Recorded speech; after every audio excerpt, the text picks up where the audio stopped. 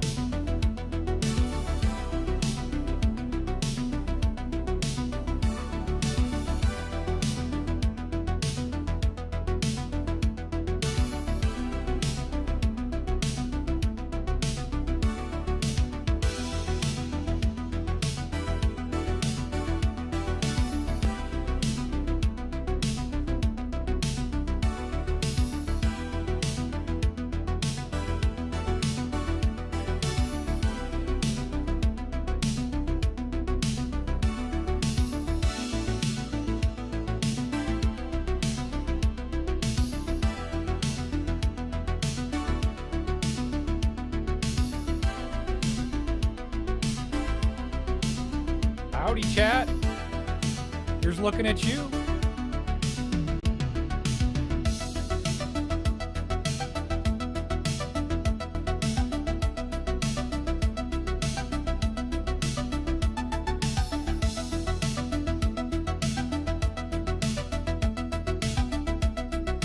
That effect is cool.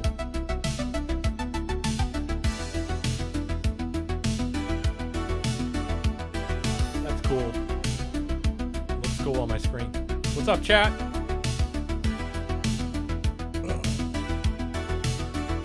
It's Thursday. It's Thursday. Another week gone. Welcome to April. That's right.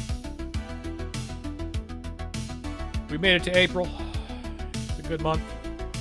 Had a little rain. It's now gone. That's right, folks. No more rain.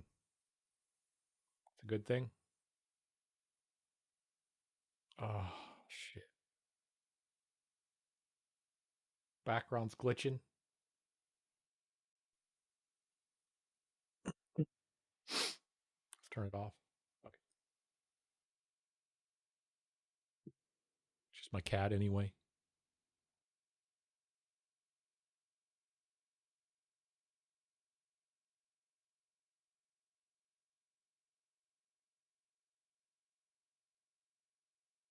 Wow, I hope you're doing well. We're back. All right. Lots going on in the world. As usual. Hello?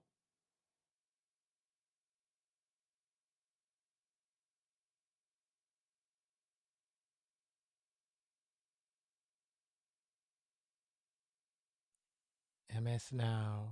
Fox News. Yep. Pam Bondi's gone. Welcome to Democracy Now!, democracynow.org, The War and Peace Report. I'm Amy Good. Pam Bondi got fired today, which is a good thing. That's right. Pam Bondi got fired. We're going to hear about that. Trump gave a shitty speech, which we saw last night. People are probably going to talk about that. What else we got going on today? Kinds of stuff. Goodman. Iran's military says it's launching crushing, broader, and destructive attacks after President Trump threatened to bomb Iran, quote, back to the Stone Ages, unquote. Yeah. Trump great, made the threat in a nationally televised primetime bomb address back to the Wednesday Stone night from Age. the White House. He said the U.S. would continue strikes on Iran for the next 2 to 3 weeks, but provided no timeline for an exit. He said countries that receive oil through the Strait of Hormuz should show courage and seize the waterway. I should just do this.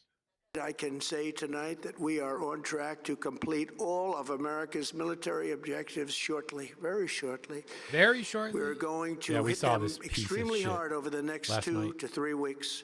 We're going to bring them back to the Stone Ages where they belong.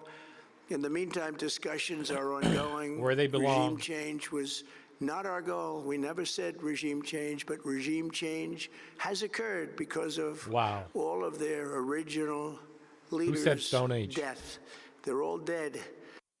Oil prices soared and stock markets fell across Asia as Trump promised to continue attacks on Iran.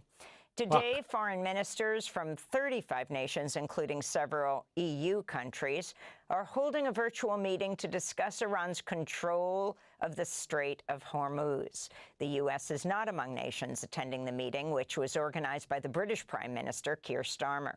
On Wednesday, supporters of Iran's government rallied in the streets of Tehran, even as the U.S. and Israel continued bombing. Okay, I'm doing it. However much they terrorize, however many of us are martyred, we will still have others to take their place. Our country has countless young people who will stand firm, remain, and continue the path of the martyred.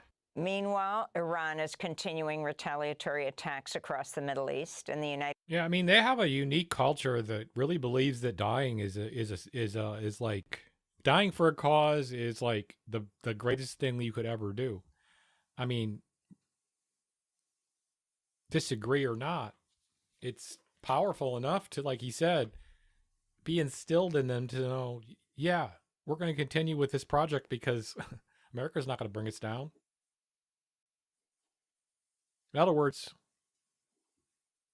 Arab Emirates officials say shrapnel from an intercepted drone you'd have to fell kill on a all of farm, them. killing That's a terrible. Bangladeshi national. Why would he do that? Qatar's defense ministry says it shot down 2 cruise missiles fired by Iran, while a third missile evaded air defenses and struck an oil tanker leased to Qatar Energy. Saudi Arabia, Kuwait, Bahrain, and Jordan also reported missile attacks from Iran. In Israel, millions of people ushered in the start of Passover Wednesday evening in bomb shelters as missiles fired by Iran and Hezbollah triggered air raid sirens. Israeli authorities said 14 people, including an 11-year-old girl, were wounded when an Iranian missile fell near Tel Aviv. In Iraq, the U.S. Embassy in Baghdad's urging all U.S. citizens to leave Iraq immediately, warning Iran-aligned militias may be planning attacks within the next 24 to 48 hours. The warning came after U.S. journalist Shelley Kittleson was abducted in Baghdad after a car chase on Tuesday. The New York Times reports Israeli military officials are privately urging Christian and Druze communities in southern Lebanon to force out Shiite Muslim residents, sheltering among them. Human rights groups condemn the plan as ethnic cleansing. This comes as Israel's ordered the expansion of its so-called buffer zone in Lebanon from the Litani River to areas north of the Zahrani River, displacing about a fifth of the Lebanese population. Israel's finance and defense ministers have called on Israel to annex southern Lebanon. More than 1,200 people have been killed in Israeli attacks on Lebanon since March 2nd. The World Health Organization has recorded at least 120 attacks on medical infrastructure across Lebanon, Iran, and Israel since the start of the war.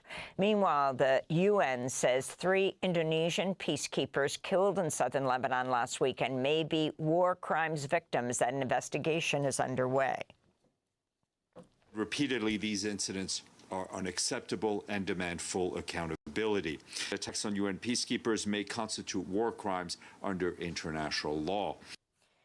Russia's military leaders say they've taken complete control of eastern Ukraine's Luhansk region. It's one of 4 Ukrainian regions Russia annexed in 2022.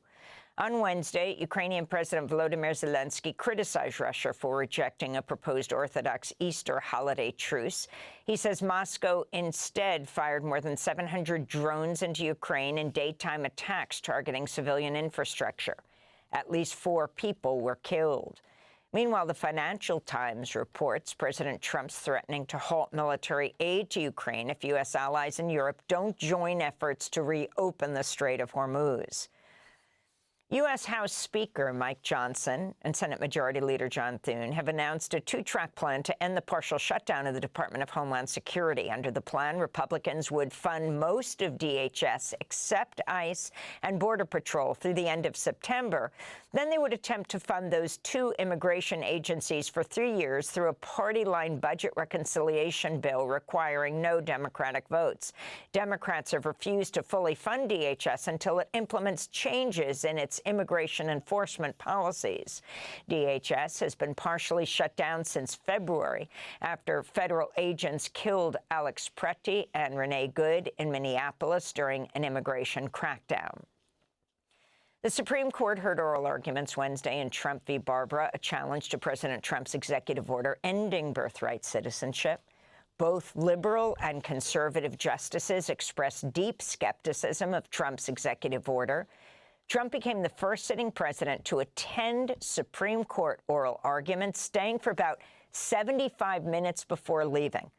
After departing, he claimed in a social media post the U.S. is, quote, the only country in the world stupid enough to allow birthright citizenship. In fact, roughly 36 countries offer it, from Mexico to Canada. This is Cecilia Wong, the ACLU's national legal director, who argued before the Supreme Court for birthright citizenship. I come out of the court today with the thought of my parents and so many of our parents and ancestors who came to this country seeking refuge, seeking new opportunities, and who relied on the rule that we've had in this country for 150 years, that everyone born here is a United States citizen, all alike. And I am confident that the court is going to turn back this president's effort to radically rewrite our 14th Amendment rule of birthright citizenship. We'll have more on this story later in the broadcast. DACA recipient Maria de Jesus Estrada Juarez has returned to California after a federal judge ordered the Department of Homeland Security to bring her back, ruling her deportation to Mexico was unlawful. U.S. District Judge Dina Kagan said her deportation was, quote, a flagrant violation of her DACA protections. The Deferred Action for Childhood Arrivals program is supposed to protect undocumented immigrants brought to the U.S. as children from deportation. In February, Estrada Juarez was detained during an interview to obtain permanent residency and deported to Mexico the next day. She's lived in the United States for nearly 30 years. DHS has deported dozens of DACA recipients since Trump's return to office. The Erie County Medical Examiner's Office has ruled the death of Nurul Amin Shah Alam, a visually impaired Rohingya refugee, a homicide. 56-year-old Alam died on the streets of Buffalo, New York, 5 days after Border Patrol officers dropped him off at a Tim Hortons coffee shop that had already closed for the evening. The medical examiners determined the cause of Alam's death was complications of a perforated ulcer precipitated by hypothermia and dehydration. Alam had arrived in Buffalo under legal refugee status in December 2024 before he was taken into custody last year following a trespassing incident. Dr. Gail Burstein is the Erie County Commissioner of Health. Of death, the medical examiner's office determined to be homicide, which refers to death resulting from volitional or through a choice or decision or an act of another. And so this includes negligent acts or omissions or inaction. And for the first time in over half a century, humans are headed to the moon. NASA's Artemis II mission blasted off from Florida Space Coast on Wednesday evening with 4 astronauts aboard on a 10-day voyage that'll take them around the far side of the moon and back to Earth.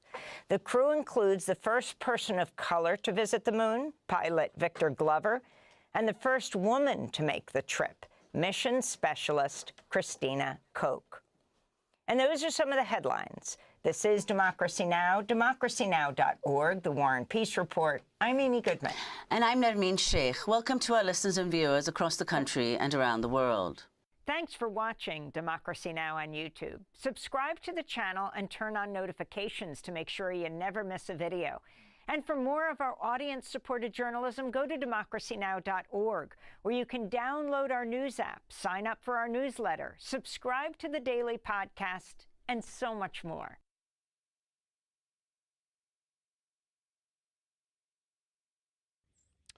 All right, y'all. Full show dropping later today, but I couldn't help myself. I had to give you a little pre-show here because this is just absolutely driving me crazy. So Trump last night decided to give a speech. And as Adam Johnson points out on Twitter, you would think that maybe the president would speak about the astronauts who are going to orbit the moon for the first time in 53 years who just took off yesterday. But no, he did not talk about that at all. He talked about the illegal and aggressive war against Iran. So what was the reaction to this speech? Well, simply put, the economy went in the shitter, okay? So the S&P 500, the futures erased $550 billion in market cap in 25 minutes listening to Trump's speech. Oil prices absolutely surged to, at the time, $101 a barrel. It went in a straight line up as Trump was talking. But now it's actually at about $112 a barrel. So just the fact that he gave a speech nominally to like calm the markets and soothe the nation and let everybody know it's going to be okay. The end result was literally the exact opposite. Everybody went, oh my God, he has no clue what the hell he's doing. In the speech, he contradicted himself about 5 or 6 different times. Okay, so as Terry Moran points out here, he says, Trump is stuck. That's the news from his speech. He said nothing new and very little that was true. This was an effort to rally the country to his war with promises that it will soon be over and declarations that we've already won. He looked old, tired, frustrated, and stuck. That's exactly right. Especially the part that rings particularly true to me is that I agree. You know, he kept saying like, oh, it's going to be over soon, but also that we already won. Which, we already won. Of course, makes absolutely no sense. And it's crazy to me that nobody around him ever checks him on these contradictions. He's like a contradiction machine. All right, so one of the moments in the speech, Trump said, we're going to hit them extremely hard over the next 2 to 3 weeks. We're going to bring them back to the Stone Ages where they belong.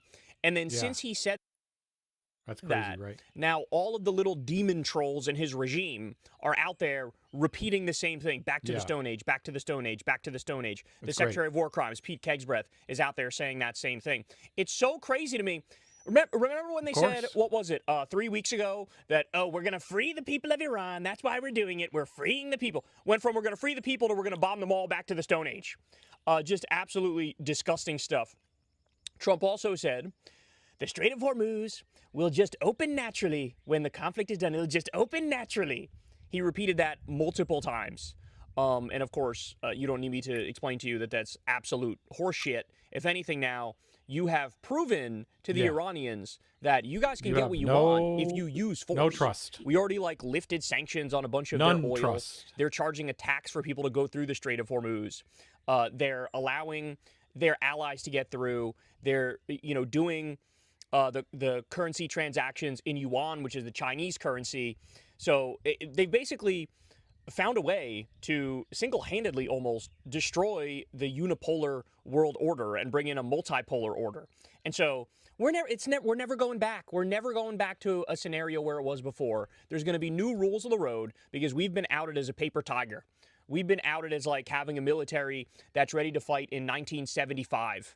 Okay, our military is not ready for modern warfare, which is drone warfare, and they're kicking our ass when it comes to asymmetrical warfare. Okay, so Trump also, well, actually, first let me give you this, because, so during the speech, he also said, regime change was not our goal. We never said regime change, but also we achieved regime change. Like, you can't make this stuff up. Literally every word of that is not true. So when he says regime change is not our goal, there's a speech of Trump announcing the war where he calls it regime change. In fact, he's called it regime change multiple times. It's on fucking video, you dipshit. So it's just insane, this stuff he said. So that part's not true. We never said regime change, as I already demonstrated. That part's not true. But we already did regime change, he Right. said. That part's also not true. You didn't do regime change. You replaced the Ayatollah Khomeini with the younger Ayatollah Khomeini, and the younger Ayatollah Khomeini is a stronger hardliner than the dad was. The dad was the one who issued a fatwa on nuclear weapons and said, we don't want nuclear weapons. It's un-Islamic. The son just got his entire family murdered by the West. He's going to be much more anti-Western so bad. than his dad was, and he already was, you fucking jack weasel. My God. Okay. Jack Weasel. All right, then. So earlier in the day, Trump gave a speech, which was supposed to be like a closed-door speech, by the way, and they ended up like leaking the entire thing. The Republicans ended up leaking the entire thing. And one of the things he said in this speech is, and I quote, "We can't take care of daycare. We're a big country. We're fighting wars. It's not possible for us to take care of daycare, Medicaid, Medicare, and all these things." Bro, he's literally just saying it out loud. He's literally saying, we can afford $2 billion a day on an illegal and offensive war. We can afford $200 billion, which is what he's asking for this war. But we can't afford, and I quote, daycare, Medicaid, Medicare, and all of these things. I mean, Democrats, do I even need to give you any directions here? Fucking clip this bitch out and run this bitch 24/7. Your whole campaign is just the opposite of that. Your whole campaign is, how about we don't do the illegal war of aggression and we do fund daycare, Medicaid, Medicare, and all of these things. Just so insane he said those words out loud. So I highly recommend going to watch the entire thing. It's about an hour long. They leaked the video when they didn't want to leak the video, and then they ended up deleting it, but a bunch of people saved it. So you could see what he's like when he's a little more candid. Like, he's still delusional, but you get the sense he does know on some level that he's barbecue chicken by watching it. So definitely take a look at that. Now, at the same time, the articles are coming out this morning. Ready for this? Bloomberg says the following. U.S. manufacturers of soda bottles, peanut butter jars, sandwich bags, and just about anything else made of plastic are getting squeezed as the Iran war chokes off supplies of key components. Everything. So, a bunch of the major plastic manufacturers are doing force majeure, which, you know, is the fancy way of saying, hey, we can't meet our contractual obligations, so we're basically like calling off our contractual obligations. In other words, we're going to have a colossal shortage of basically everything made of plastics. They even went as far as to say, like, you know, PVC piping in houses and stuff like that. This war is going to affect every aspect of the economy and every aspect of your fucking life. Okay, do you understand that? I mean, think about it. We rely on oil and gas to get everything from point A to point B when it comes to trucking. Well, what happens when the shit is not profitable anymore? Gas is too expensive. Like, everybody's going to have to fucking stay at home all the time, and the number of deliveries are going to absolutely plummet. Like, we're looking at the very least, a fucking COVID-like lockdown style scenario. And in some ways, even worse, because, you know, if you have force majeure on everything made of plastic, well, fucking everything's made of plastic these days. You know what I'm saying? Like, so much of what we consume has a lot of plastic in it. So, just wild, wild stuff. It's about to get way worse than people realize, man. Like I said, this is going to be a Trump global depression is what we're looking at here. And in some countries, they already have depression-like scenarios because they, you know, they're out of oil. They basically have a total collapse of the energy market in these countries, a lot of Asian countries, for example. Okay, so same time, this morning, we learned second pharmaceutical plant hit. A 105-year-old pharmaceutical plant was hit in Iran by the axis of Epstein, by Israel and the U.S. Also, they hit a dentistry school. They hit the bridges. Remember, we played the video the other day of Trump in the White House going, we're going to hit some bridges. We have some beautiful bridges. We're going to hit the bridges. Casually announcing a war crime because that's civilian infrastructure, right? Well, it turns out they absolutely positively did hit the bridges. So, just horrible. I mean, I know I keep saying it, but these people, the entire Trump regime needs to be arrested. They announce war crimes, commit the war crimes, and then act like everything's okay. I mean, could you imagine for just a second if the roles were reversed and Iran was bombing our civilian bridges and was bombing our schools and our hospitals and our pharmaceutical plants, what the reaction would be? Are you kidding me? Imagine they bombed our elementary schools where they killed a whole bunch of little girls. We wouldn't accept it. Nobody would accept it. We would call them terrorists. We would say they got to go, right? But when the roles are reversed, everybody thinks it's okay, or everybody acts like it's okay, and it's absolutely disgusting. By the way, the other day, the Iranian president, Masoud Pezeshkian, he released a statement which was longer than any American has ever read within the past 10 years, and he basically was like, look, we're not waging war on the American people. I just want you to know this isn't about you. This is about the axis of Epstein. This is about your fucking disgusting, decrepit government. And like, look at the flip side of that. What are U.S. politicians saying to regular Iranians? They're saying we're going to bomb you back to the Stone Age. So it's just like there's such a morality gap here and an ethics gap here. It's so gross watching this country become like the absolute worst version of ourselves, and basically, along with Netanyahu, become the new Nazis trying to build the Fourth Reich.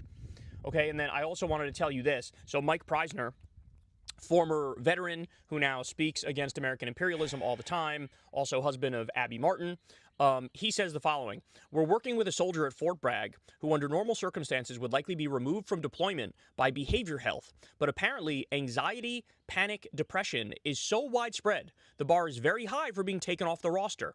They all deploy to the Mideast tonight." So ladies and gentlemen, the ground war is inevitable. It is happening any time now.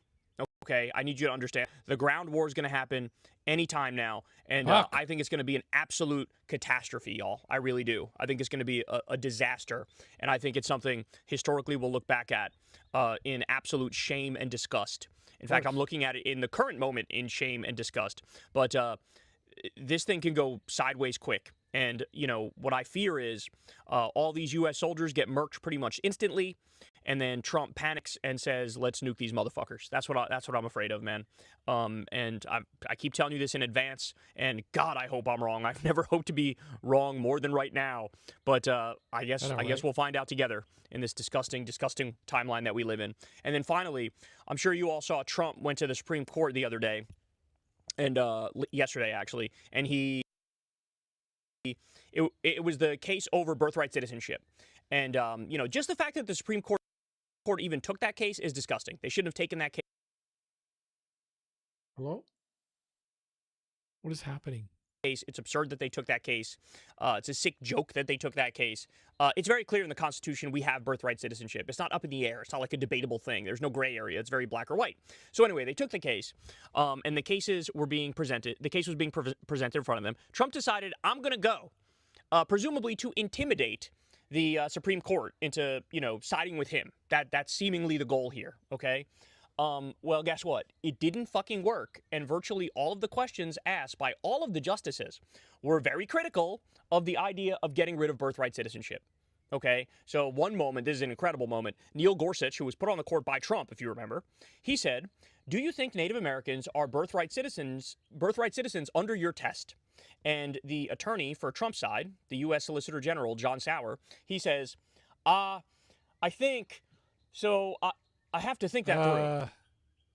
Don't really know. You were asked if Native Americans are birthright citizenship, have birthright citizenship under your standard, and you couldn't answer that. And so they all seem very skeptical, and Trump stormed out because it looks like he got the sense that he knew that his intimidation tactics weren't working. If anything, they were fucking backfiring. And the court was like, fuck you. Exactly. So, man, Wow. fat L after fat L, juicy, beefy L after juicy, beefy L for Trump. And, man, it's going bad because to this point, every time he's like tried to market manipulate, and every time he's tried to like control the mood of the country, to one extent or another, it's worked. Now, not only is it having no effect, not only is it a neutral effect, the opposite happens. He tried to calm the markets tanked, right? He tried to, smooth over the reaction in the oil markets. The price of oil skyrocketed. Everything is the exact opposite reaction now. He's completely and utterly lost control, and all of his pathological lies are now catching up to him. So anyway, guys, check out the show later today. As you all know, same time, same place. Got a full one dropping for you. I'll see you guys there.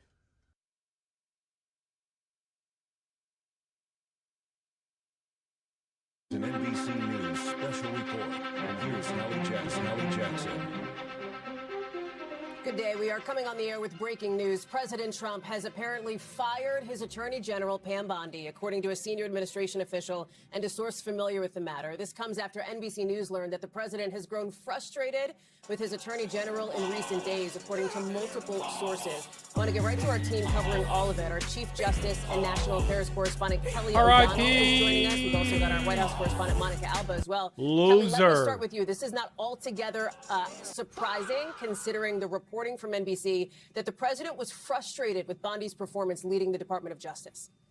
And we've often seen the president let some of his intentions, feelings, concerns bubble out publicly as one measure of how he makes these decisions.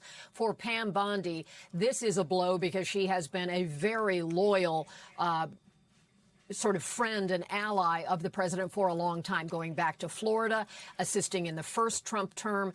And this, in many ways, comes down to a representation of the frustration that President Trump has, that his vision for how he could exact retribution against political rivals and those who had, in his perception, done him wrong at some past point, to be brought to justice. That has not happened, even though this Department of Justice under Pam Bondi has attempted to do so in a number of areas where we've seen the failed attempts to prosecute James Comey or Letitia James.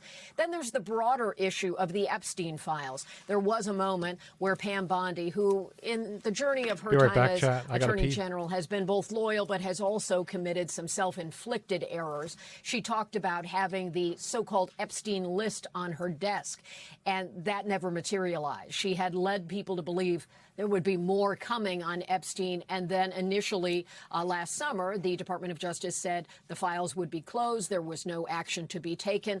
And that triggered a groundswell that was a broader political coalition than you might expect. Certainly those in the MAGA community and then those who were very supportive of the survivor community around Epstein. Hallie, you've talked to a number of those survivors, and there was a political engine that developed around them, bringing it to a point where Congress required the Department of Justice to produce those files. They have done so, but only in a limited way. It has not been the full set of files. So Pam Bondi has not been able to insulate the president from some of the criticism related to the Epstein ordeal. She has not been able to deliver on some of his desired prosecutions, and that frustration has apparently bubbled up. All the ways in which she has been loyal were certainly put in a back seat, and she was in the seat with him yesterday, going in the beast, as it's known, the presidential limousine, to the Supreme Court to listen to one of the key ideas of his time in office, which is birthright citizenship that he wants to challenge. Apparently, she was unable to save herself in those personal, direct moments with the president. She attended his speech last night in the White House. So personal relationships only go so far. Loyalty is sometimes only one way when we observe Donald Trump. And Pam Bondi, Attorney General of the United States, is out. Hallie? As we're looking at some of these images, Kelly, that video of the apparently now former Attorney General being seen with President Trump as he visited the Supreme Court yesterday. Let me bring in Monica Alba now. So the question is, who takes her place? This is an incredibly prominent cabinet position. It's critically important to the functioning of the Trump administration. It is a department that the president has a personal interest in and has taken an interest in. We know that the Deputy Attorney General Todd Blanche has been somebody who has been vocal, who has been prominent on the airwaves. There's also some reporting that we have from sources that former Republican Congressman Lee Zeldin may also be in the mix.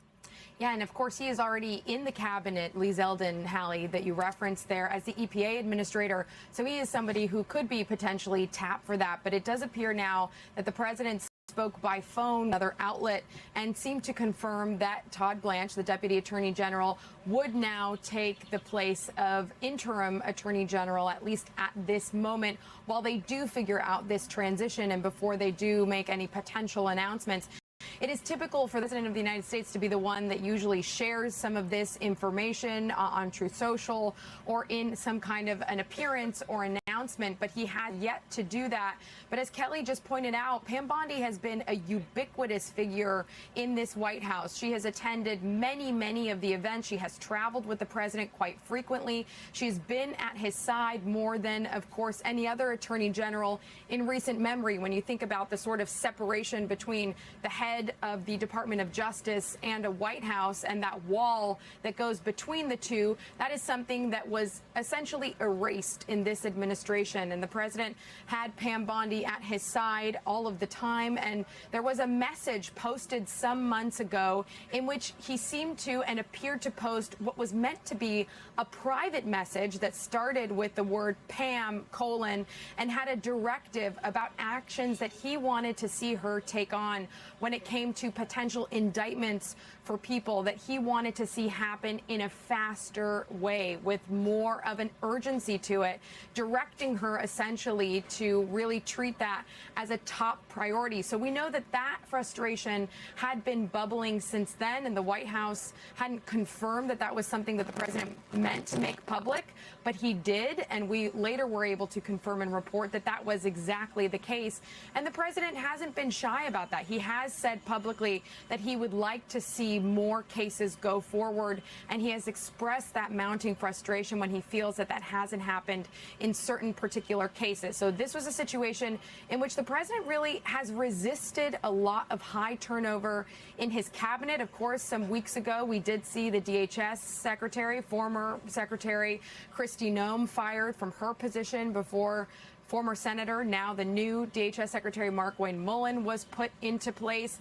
And that had been the first actual cabinet secretary that was ousted and then replaced. So Pam Bondi will be the second in a very, very critical role here, as she has been involved in many of the very urgent matters and situations that the president has been dealing with, from everything on national security to, again, some of these more local and domestic investigations that he wanted her to pursue.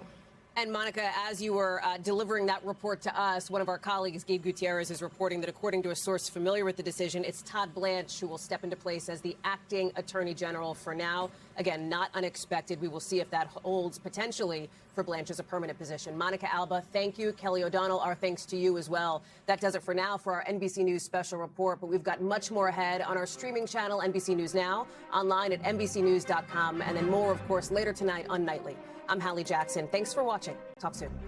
We thank you for watching. And remember, stay updated on breaking news and top stories on the NBC News app or watch live on our YouTube channel.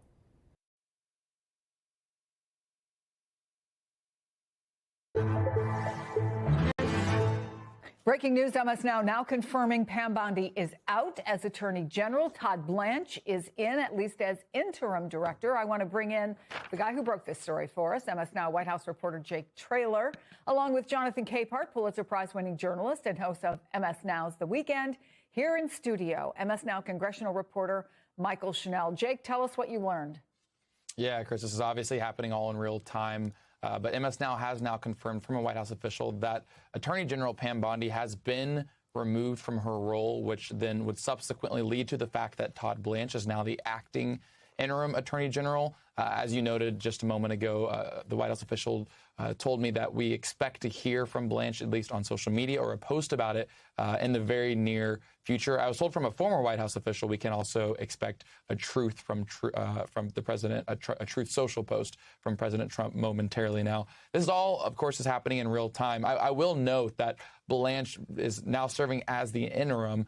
There still appears to be an active, ongoing consideration of and building of a short list of who might eventually fill that role more permanently. Folks from inside the White House and outside have floated the names like Lee Zeldin, Alina Habba, Jeanine Pirro, Senator Eric Schmidt. So there's a lot of these folks that are floating around as to who the president may be inclined to pick. Look, we know, Chris, that for months, internal White House officials have told MS Now that there have essentially been knives out for Pam Bondi. Really, this began with her handling of the Epstein files, that this was building all along. But another White House official told me that unlike we've seen the ousting of other White House officials in this second administration of the president's, this time around, the president has a real fondness for Bondi and didn't want to just make the Truth Social post announcing she had been fired or was being demoted. Instead, this time around, the president told her in some type of private conversation, hoping that she could land on her feet more positively, leaving this role. After the reporting has come out over the past couple of days, and particularly over the past couple of hours, that Bondi's role is imminently being removed, it seems as though the president, in some way or the other, has made some type of decision that Bondi has been removed, that Blanche is now acting interim. The story is developing in real time, and that short list is what we're of course now chasing after to try and understand who that may permanently now replace Bondi with. And I'm going to come back to you in a few minutes because I want to talk through some of the pros and cons of the people who you just named are on the short list. But let's keep it in the moment here, Jonathan. As Jake rightfully points out, we've all known that over the last few days, Okay, the chat. buzz has been building about Pam Bondi getting the ouster. But what do you make of the fact We all that knew it's this was going to now? happen, though. Well, two thoughts come to mind. My first thought was, Huh?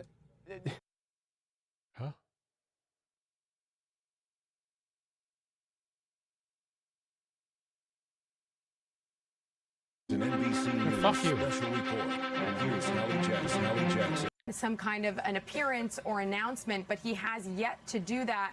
But as Kelly just pointed out, Pam Bondi has been a ubiquitous figure in this White House. She has attended many of the events. She has traveled with the president quite frequently. She's been at his side more than, of course, any other attorney general in recent memory. When you think about the sort of separation between the head of the Department of Justice and a White House and that wall that goes between the two, that is something that was essentially erased in this administration. And the president had Pam Bondi at his side all of the time. And there was a message posted some months said ago that 4 in which times. he seemed Did to they have and sex? appeared to post what was meant to Jesus. be a private message that started with the They've word had sex. Pam, and had a directive about actions that he wanted to see her take on, investigations that he wanted her to pursue. And Monica, as you were delivering that report to us, one of our colleagues, Gabe Gutierrez, is reporting that according to a source familiar with the decision, it's Todd Blanche who will step into place as the acting attorney general for now. Again, not unexpected. We will see if that holds potentially for Blanche as a permanent position. Monica Alba, thank you. Kelly O'Donnell, our thanks to you as well. That does it for now for our NBC News special report, but we've got much more ahead on our streaming channel, NBC News Now, online at NBCnews.com, and then more, of course, later tonight on Nightly. I'm Hallie Jackson. Thanks for watching. Talk soon. We thank you for watching. And remember, stay updated on breaking news and top stories on the NBC News app or watch live on our YouTube channel. Fuck is that? Big white square?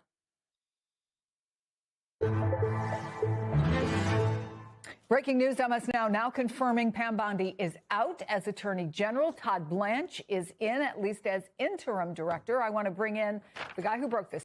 Here with his own analysis, Jonathan Turley, Fox News contributor and George Washington University law professor. Jonathan, I was... Hey, this is disgusting. I wanted you to see this because this is actually disgusting. Here with his own analysis, Jonathan Turley, Fox News contributor and George Washington University law professor. Jonathan, I was just thinking all morning long, the president has not sat through an oral argument before, I don't believe. And this one was for the ages. But what do you think? He probably thought, where's the common sense here? Well, that was the second great question, whether the president could sit absolutely silently as an argument went on that he felt strongly about. So we answered that question. He was able to do that, but it must have been hard at points because I'm sure some of these questions were maddening. The fact is, the policy is maddening. It's perfectly insane. That's why very few countries accept birthright citizenship. And so the difficulty with this case is the 14th it's Amendment, hard to really bitch. justify the policy when you look at what's happening with, in China alone, hundreds of... If anything makes America exceptional, it's that. Are you kidding me? These tourism sites are sending people over for the sole purpose of having children here. Only a moronic nation would allow that type of industry to flourish. None of our allies do in Europe. But these justices really were grappling with over 100 years of precedent.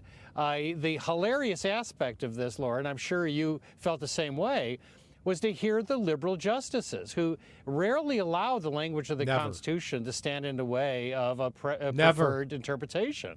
But they seem to be channeling Scalia today, talking about, we really have to go back to that original intent. And it's pretty clear this is the English rule.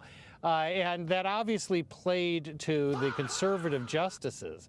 But, in my Supreme Court class, and we talked about this case, we presented it, I often ask my students in predicting the outcome, whether we have a default case. Sometimes you have a case where everything's in equipoise for justices. And the question is, where do they run home to? And for conservatives, they tend to run home to this place. They tend to follow the precedent They tend not to read too much into the language, and that's benefiting the left here. Well, one thing that was interesting, I thought, was this question of domicile. Not to get too wonky, but what actually constitutes a current eligible person to have an American child, give birth to an American child? So the original precedent from 1898 were two essentially green card holders. I don't think they called it green card back then, but they were lawfully present in the United States. Totally different from illegally in the United States or coming here for the sole purpose of giving birth, which that family was not doing. That's right. And in fact, the administration feels that that case, One Kim Mark, supports them. The problem is the justices I was most looking at were not seemingly buying that. Roberts, Kavanaugh, Gorsuch. Kavanaugh was openly talking about ways that you could to finish off this case easily against the government. So it was a gulp moment for the government today. Well, they were swinging for the fences over there in the SG's office, Jonathan, but I'm not sure that's going to pan out. Don't hold your breath for Congress to do anything on this. That's never happening either. Jonathan, I was wishing I could just watch President Trump during that whole argument. Thank you. Oh, my God. They're so disgusting. I want to watch my boss.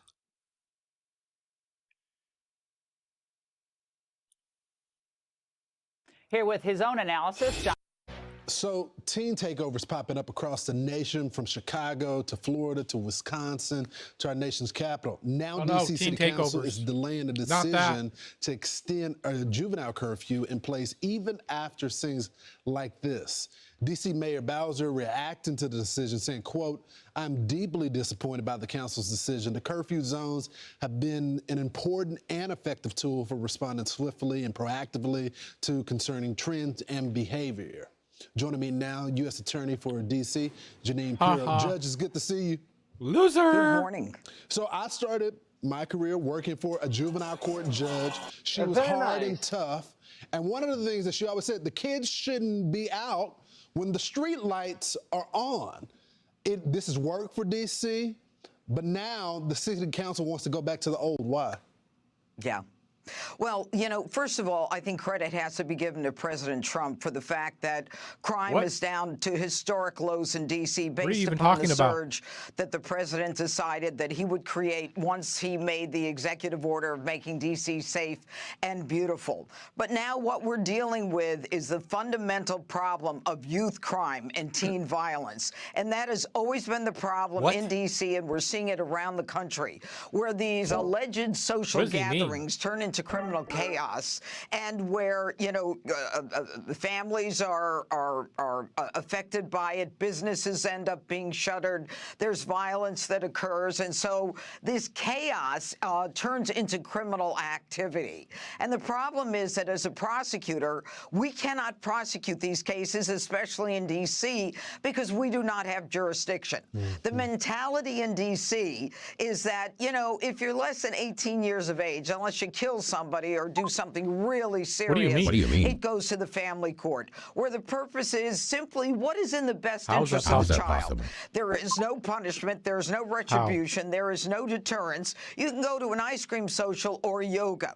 So what has happened is the Mayor Bowser, to her credit, has tried to implement through the police department these curfews, 11 to 6. But there's now a discretionary curfew where if the police hear, for example, in the Navy Yard that there is going to be this teen gathering, teen takeover with hundreds of teens, they can say, we're doing a curfew here. The D.C. Council that is responsible for the teen crime, based upon the inept laws that they have passed, has basically said, you know what, we're going to postpone any decision, and we're going to let the discretionary curfew run out. And they're doing this while the schools are on spring break. I mean, they are asking for a problem. But Judge, why would they do this? Because you've done a great job in D.C. handling this issue. Yeah, it was working. why would they do it? It was working. It was working. The problem is that they don't believe that these young people need to be treated as criminals. They are committing adult crimes. And you've got to sit where I'm sitting because what we've got is whenever I get a case, by the time someone reaches the age of 18, I can look at the juvenile record. There can be shootings and carjackings and robberies and all kinds of crime. And then all of a sudden, we're surprised to see them committing a murder by the time I get them, because there is no deterrence. They believe statutorily in guidance and education and mental health. It's nonsense. So the D.C. Council protects these kids, and they are creating the criminal violence that doesn't allow us as prosecutors to go in and treat them as the criminals that they are. But Judge, it's not just D.C. This is happening nationwide in areas where there's no law and order, rule of law, that have rejected the president when he said he wants to send U.S. Marshals, National Guard to help police the streets. Too bad. Well, and the problem is that where the president has focused and is bringing in the National Guard, who do a terrific job, and bringing in all of the resources of law enforcement, where here in D.C. we've got almost 12,000 arrests. We've taken more than 1,200 guns off the street. I mean, the truth is, if people want law and order, we've got a president who is willing to put resources in areas where, for some reason, people don't believe in law and order. This nonsense that your prefrontal lobe is not fully developed, and therefore you should be able to do armed carjackings. You should be able to torch a vehicle. You should be able to hold up a store, and you should be able to do these teen takeovers. What are you talking about? That's well known. Stupid ass. We had shootings. 15-year-old teens, and the bottom line is they go to family court. I can't even touch them. Last night, unrelated to a takeover, we had 16-year-olds involved in armed carjackings and robberies. I can't handle those cases. They're going to go to an ice cream social. This is absurd. Sad. And the gang it's real sad that we can't put our children in jail. Street, they use these scenes because they know they won't be held accountable, and their criminal enterprises continue. Great job, Judge. It's good to see you. They know it, and they're emboldened by it. Let's go. Thank you. All right. Thank you. I'm Steve Ducey. I'm Brian Kilmeade. And I'm Ainsley Earhart. And click here to subscribe to the Fox News YouTube page to catch our hottest interviews and most compelling we're known for our crime. analysis. Don't worry. For the first time in U.S. history, a sitting president attended arguments in person. It was all about the legality of his day one executive order, ending birthright citizenship for the children of illegal immigrants. The president says the goal is stopping Americans from getting ripped off. The reason was it had to do with the babies of slaves and the protection of the babies of slaves.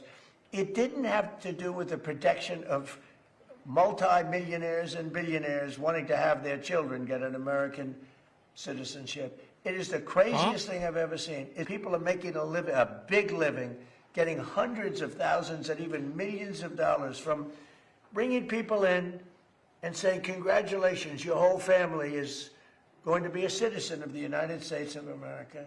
That's not what it was for. And the numbers back up the president. Nearly 1 in 10 babies born in the United States in 2023 were born to unauthorized or temporary status mommies. But that fact is lost on liberal freaks like this guy in a pink frog costume. And check out this Democrat's foul-mouthed meltdown. You ready? Rep. Susie Lee posting and then deleting. It's a whole lot of F-bombs.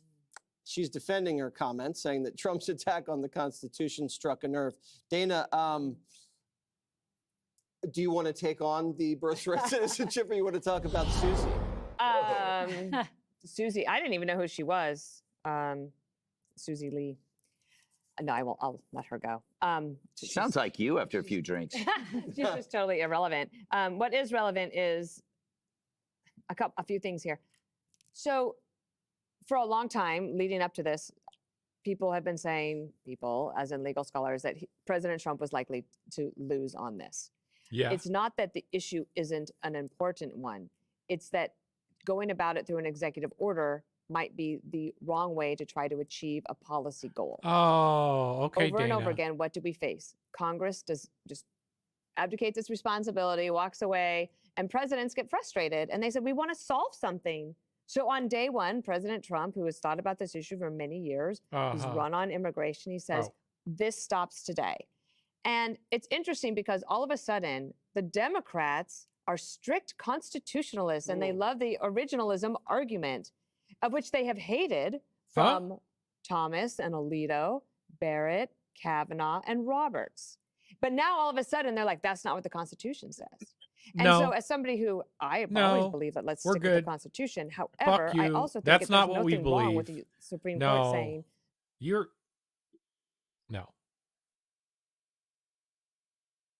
Look, I think we should rewrite the Constitution, but I do think we need a Constitution and we need to follow it. And no one's following it. To the Congress, this issue should be fixed, but it's not going to work with just this executive order. Now, maybe it'll turn out that the president wins on this one, but this is the last point I'll make on this that I thought was so disturbing because I don't really understand it. Maybe somebody here is going to explain it to me. In 2006, I was deputy press secretary, and the average poll of how people felt about this issue was that 45% of Americans thought that everyone who was born in America automatically became a U.S. citizen. 45%. Today, it's 69% think that anyone who was born in America, even after all of these things, all these stories, people coming here just to have their babies. And I'm not sure where public opinion changed on this. I could maybe take a guess, but it's gone up steadily since 2006. And so if Congress were to take it on, I'm not sure how it would turn out. Well, if you're a green card holder, Jessica, you come here, you have a baby, that baby's an American citizen, and that's fine. What you're saying is that if you're an illegal alien whose allegiance is to Guatemala and he crosses over and dumps a baby out, then all of a sudden they're a citizen, and so is the mother, or a tourist from China to come in, have a baby in like American Samoa and then go back to Beijing. It's being abused. You'd agree with that? Not completely. You wouldn't I think agree that that's also abuse? Some degree of it, yes, but the numbers, and Chief Justice Roberts was batting the government back on that particular issue, saying that you are picking a few isolated incidents for then a sweeping judicial theory, and that he wouldn't go along with it. Whoa.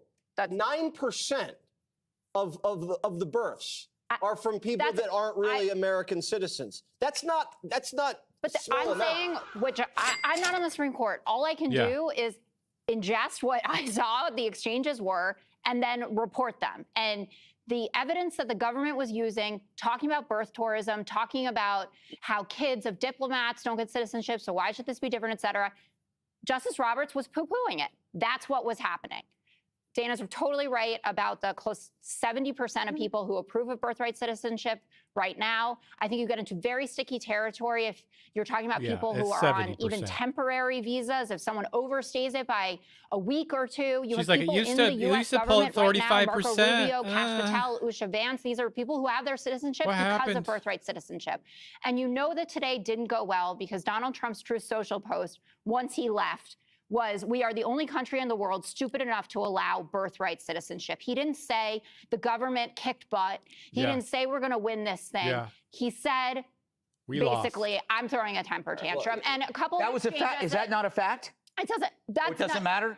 No, it actually doesn't matter because you know how he behaves when he's excited about something. You know how he behaves You're focusing on emotion and not the right. fact that he said the absolute. Oh, no, you're emotional, sir.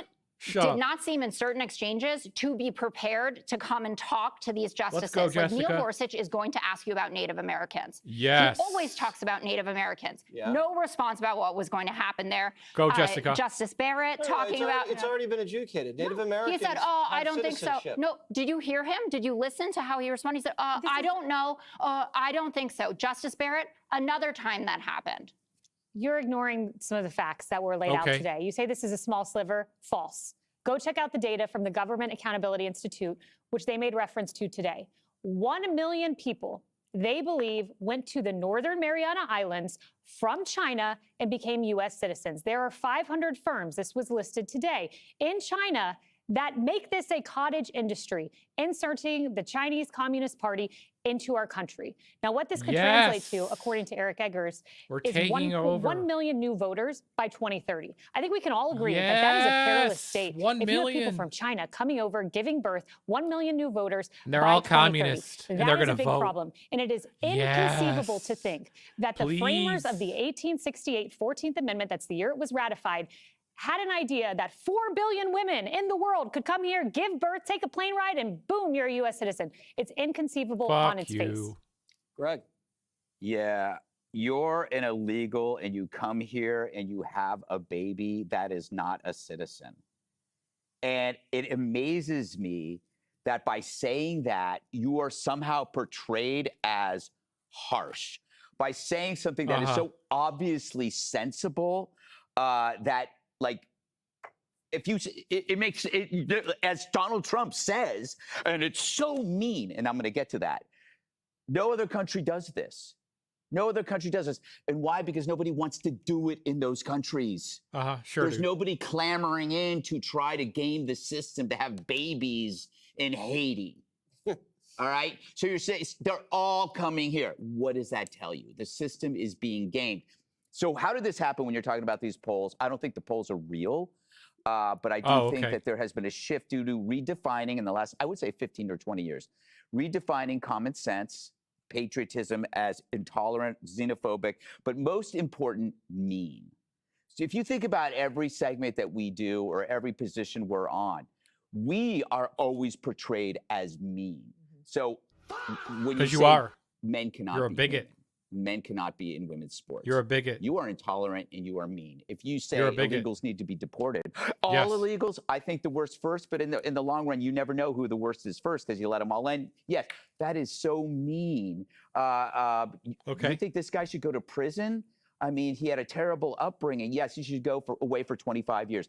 That is so mean. Every single policy that the Democrats try to shove down your throats is based on the fact that somehow when you take a stand to protect your country or your family, it's somehow mean. This is like, I really do think this is a dangerous culture. Now, I keep thinking to myself, what if the supporters of birthright citizenship were gung-ho, patriotic Americans who said, we need to do this, and we align it with a dedicated citizenship assimilation path. So we have the American ideal protected, valued, cherished. I'd be like, wow, that's pretty amazing that these people feel that way. But the problem is the people that are pushing birthright are the people who reject American culture. We're not who pushing reject assimilation, who embrace the so-called tenets of diversity and identity politics. we don't want to be who believe assimilated. that America as an idea is not just flawed, but evil and in need of radical change. So I don't trust. This is why all the arguments about birthright citizens are what ifs, analogies. Kenji Jackson Brown, my favorite artist, was comparing it to getting your wallet stolen in Japan. They cannot live in the real world where you see the incentives and you see the actual data. So instead, they live in analogies. And then they look at you and they go, you're just mean. And everybody said so. We have this poll that says you're just really mean for believing this way. I don't care. We don't need a poll to tell that you're a mean piece of shit. An illegal has a baby in your country and that makes that baby a citizen? No. But does Justice Roberts then fall into the category? I don't know. He's got. I just think not right about everything, and Supreme Courts have made decisions, and so have politicians that have been wrong, and we're left that way for a century. I can think of a couple of them, Jessica, that were then overturned. But we let Congress off the hook over and over again. Britain did have birthright citizenship, and in the late 1800s, they changed it by law. You can do something without an executive order that's going to fail in the Supreme Court. It just takes a little gumption. Gumption. Watch your mouth. Wow, man, you and Susie. Wow, gumption. Be sure to like and subscribe for all the Fox News latest on YouTube and catch full shows streaming now on Fox One.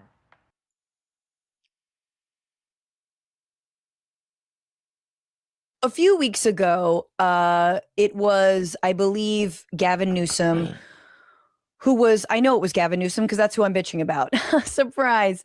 Gavin Newsom was on with the Pod Save bros and, talked about how Israel was an apartheid state, right? And how, and he didn't name this, but he would be right in saying that. Amnesty International, Human Rights Watch, many international organizations have called what is happening in, in Palestine, in Israel, not just an occupation, but effective apartheid, right? There's an apartheid wall, there's separation. We're going to talk about that in a little bit more in detail. And I immediately was like, this is not going to stand. He's going to walk this back immediately.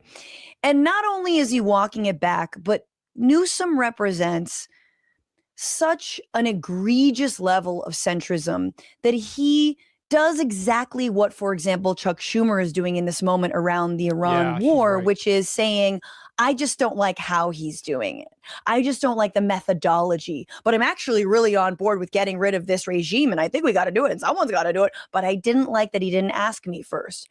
Yeah. And in this moment, when I think most Democrats, most leftists, most progressives, right, whatever your analysis is, you can see that Chuck Schumer is a completely feckless leader. And yet those same people who say that Chuck Schumer is terrible will then be like, well, Gavin Newsom looks strong or Gavin Newsom makes sense. It's like, yeah, but Gavin Newsom's doing the exact same thing that Chuck Schumer and other centrists are doing, which is capitulating to the exact same framing laid out by the right, by militarists, by war criminals, on both Israel and, in this case, on Cuba. I want to first play, this is him speaking to Politico, and here he is couching his thoughts about Israel and calling it apartheid. He wasn't saying it. He was quoting a known Islamophobe, Thomas Friedman. Do you consider yourself a Zionist? Do I consider myself a Zionist? Yes. I believe, I revere the state of Israel. I'm proud to support the state of Israel. I deeply, deeply oppose Bibi Netanyahu's leadership, his opposition. Okay, first of all, I didn't realize we were going to keep in the Zionist part, but let's name progress when we see it. All right. I'm not going to not give him any, you get a crumb of a cookie because Biden was like, absolutely. Yes. Whereas like, again, the salience of that word, it just hasn't been relevant for him. He's like, what do you mean? I cash the checks from the lobbyists. Does that make me a Zionist? So anyway, just give him a little bit of credit for not being as gung-ho. You could not find anyone more ideologically committed to Zionism and ethnic cleansing than Joe Biden. Do you consider yourself a Zionist? Do I consider myself a Zionist? Yes. I believe, I revere the state of Israel. I'm proud to support the state of Israel. I deeply, deeply oppose Bibi Netanyahu's leadership, his opposition to the two-state solution, and deeply oppose how he is indulging the far right as it relates to what's going on in the West Bank. Do you regret using the word apartheid to describe Israel? I used it, I do in this context, that I said it and I referenced why I used it. A Tom Friedman article in that same sentence where Tom used it in the context of the direction that Bibi is going. Not the current and state. The concern, correct. Okay. I do in that in that context. And I was quoting Thomas Friedman, who was quoting someone else. And anyway, don't quote me on it. And I go and watch this space, as Rachel Maddow says, because he's going to go back on it. He's going to go back on it. And I said something to the effect of Kamala Harris did the exact same thing. And look, if we know our California centrist Democrats, I know, and many other Californians know our centrist Democrats. We will stick our finger into the air, feel which way the wind is blowing, and then we will code switch and tailor our opinions based on who we're talking to.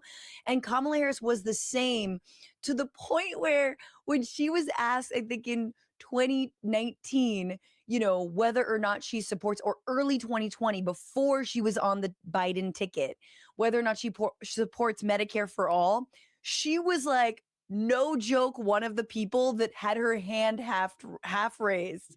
It was like, no. When I was doing Newsbroke, we were still doing Newsbroke, and she was running for office, and we played just a handful of clips of her going back and forth on Medicare for all. No.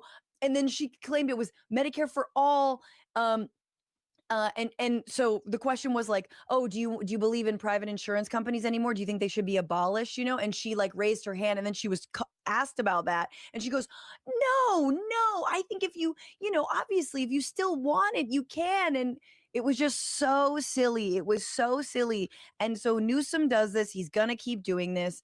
And here he is on Cuba. Try to see where he stands on the systematic starvation, the illegal blockade, the humanitarian catastrophe that is playing out in Cuba. If he's on the same side as that, or if he stands against that, see if you can suss out morally, politically, whether he thinks it's okay to prevent Cuba from being able to, you know, turn the lights on. Should the U.S. try to bring democracy to Cuba? I appreciate in one respect that the Trump administration sort of approaching things because of opportunistic the situation regarding Venezuela, that this quasi-blockade has created conditions where now we have 51 prisoners that have been released, that we're having a different conversation with the leadership, that we're negotiating a different framework from a different position of strength. So I appreciate and admire at least a willingness to iterate.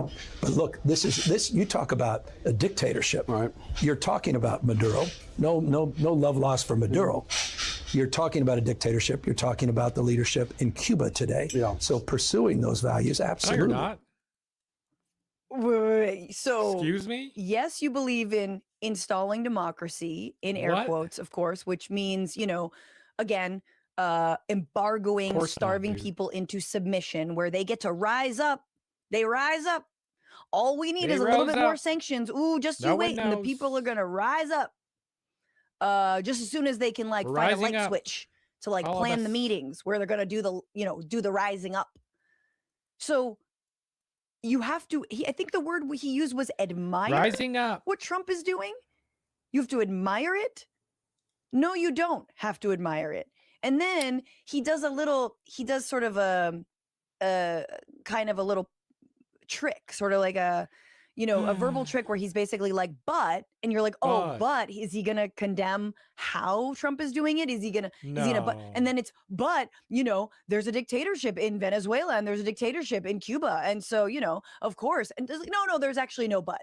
There's no but. He's not couching anything. It is two equally right-leaning, not even centrist, right-leaning propaganda pieces. Like he's both agreeing with Trump on either side of that but. Yep. We can do so much better, people. This is truly pathetic. She's right. You got to think about the fact that, and I know you all know this, but like everything else you see about Newsom, I don't know, like we're so starved for someone who can like complete a sentence or who like, you know, I've heard him speak on like wildfires in California, someone who believes in climate change. And it like makes my heart flutter a little bit because you're like, oh my God, thank God. I don't want to die, you know? Yeah. But we have to do better. This guy has no moral underpinning, okay? His moral underpinning is, how does my hair look today? Am I getting invited to French Laundry with, you know, whatever tech billionaire? How can I protect the 85 billionaires in California and beyond? That's this guy. So to say nothing of, how can I physically sweep homeless encampments by myself? What's going on, Frantifa? If you haven't already, there's that too. Subscribe to this channel right now. Hit that button. And also, you can become a patron and support the show every single week. Get access to bonus episodes and exclusive merchandise. Patreon.com. Pam Bondi is out. Kaylee, I just got off the phone with President Trump. We have a big scoop. Pam Bondi will soon leave her job as the Attorney General. It doesn't sound like there is any bad blood between her and President Trump, but it does seem like they want her to go and do something else.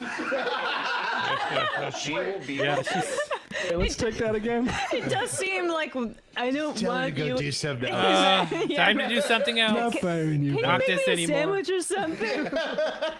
Ambassador to Boar's Head is her next gig. It doesn't sound like there is any bad blood between her. Sure. but it does seem like they want her to go and do something else. And in an interim role, she will be replaced by Todd Blanche, who is currently her deputy at the Justice Department. So it doesn't sound like Blanche is being elevated long term to the Attorney General. There might be somebody else that the president wants to go in there. But President Trump soon will announce to the entire world that it is the end of Pam Bondi's time as career. The Attorney General. He still thinks that she is a great person and that she did a good job. Is this a breakup? Because she will still be an important part of the administration, he tells me. But no She's got a lot of dirt on me. officer of the United States. That, at least for a little while, is going to be. She's going to be like, I like how he's keeping them under his control, but with the most humiliating possible non-position position. I'm actually promoting you to a higher thing than Attorney General, but we don't know what it is yet. If she had any dignity and wasn't involved in a literal criminal conspiracy to cover up the Epstein files in contravention of the law, then she would, I would imagine, just be like, F this, I'm going to private practice. But I was trying to remember, you know, Trump has fired a few attorney generals at this point. The first was Jeff Sessions. Do you remember why he fired Jeff Sessions? It was because Jeff Sessions refused to recuse himself from the Russia interference investigation that was happening independently in the Justice Department. Like, how far we have fallen.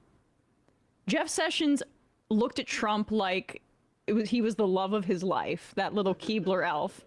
And that was what Trump was upset about. Now, Pam Bondi did everything that she could to politicize the DOJ in his behalf, but she wasn't as probably directly obsequious and effective as Todd Blanche as a bully. Like, we saw what Blanche did in going to Ghislaine Maxwell and negotiating her to get to that cushy prison, which, by the way, Real Housewives of Salt Lake City's Jen Shaw just got out of prison and was saying, you know, she scammed a bunch of elderly people, but is trying to take the moral high ground when giving her People interview about her experience with Ghislaine. And she was saying that she felt no remorse seeing the victims on TV, which we knew already.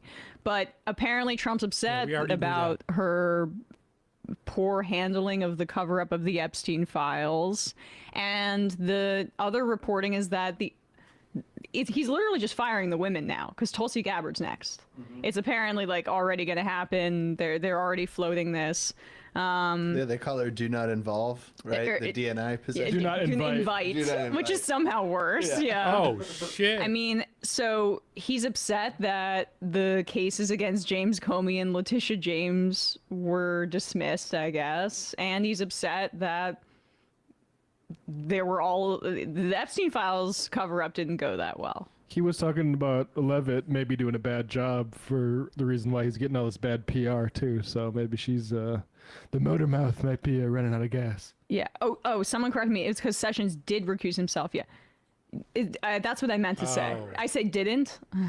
Yeah, I was confused about that. I hate when my brain does that. I hate when my brain does that. Didn't. But Bondi, R.I.P. She was a good soldier.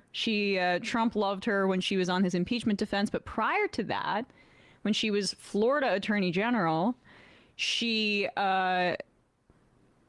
basically blocked an investigation into Trump University, and it was after he gave her a $25,000 donation. So right. I also failed to look at the sweetheart deal that Jeffrey Epstein got for his time when Alex Acosta was the AG of Florida. Yeah.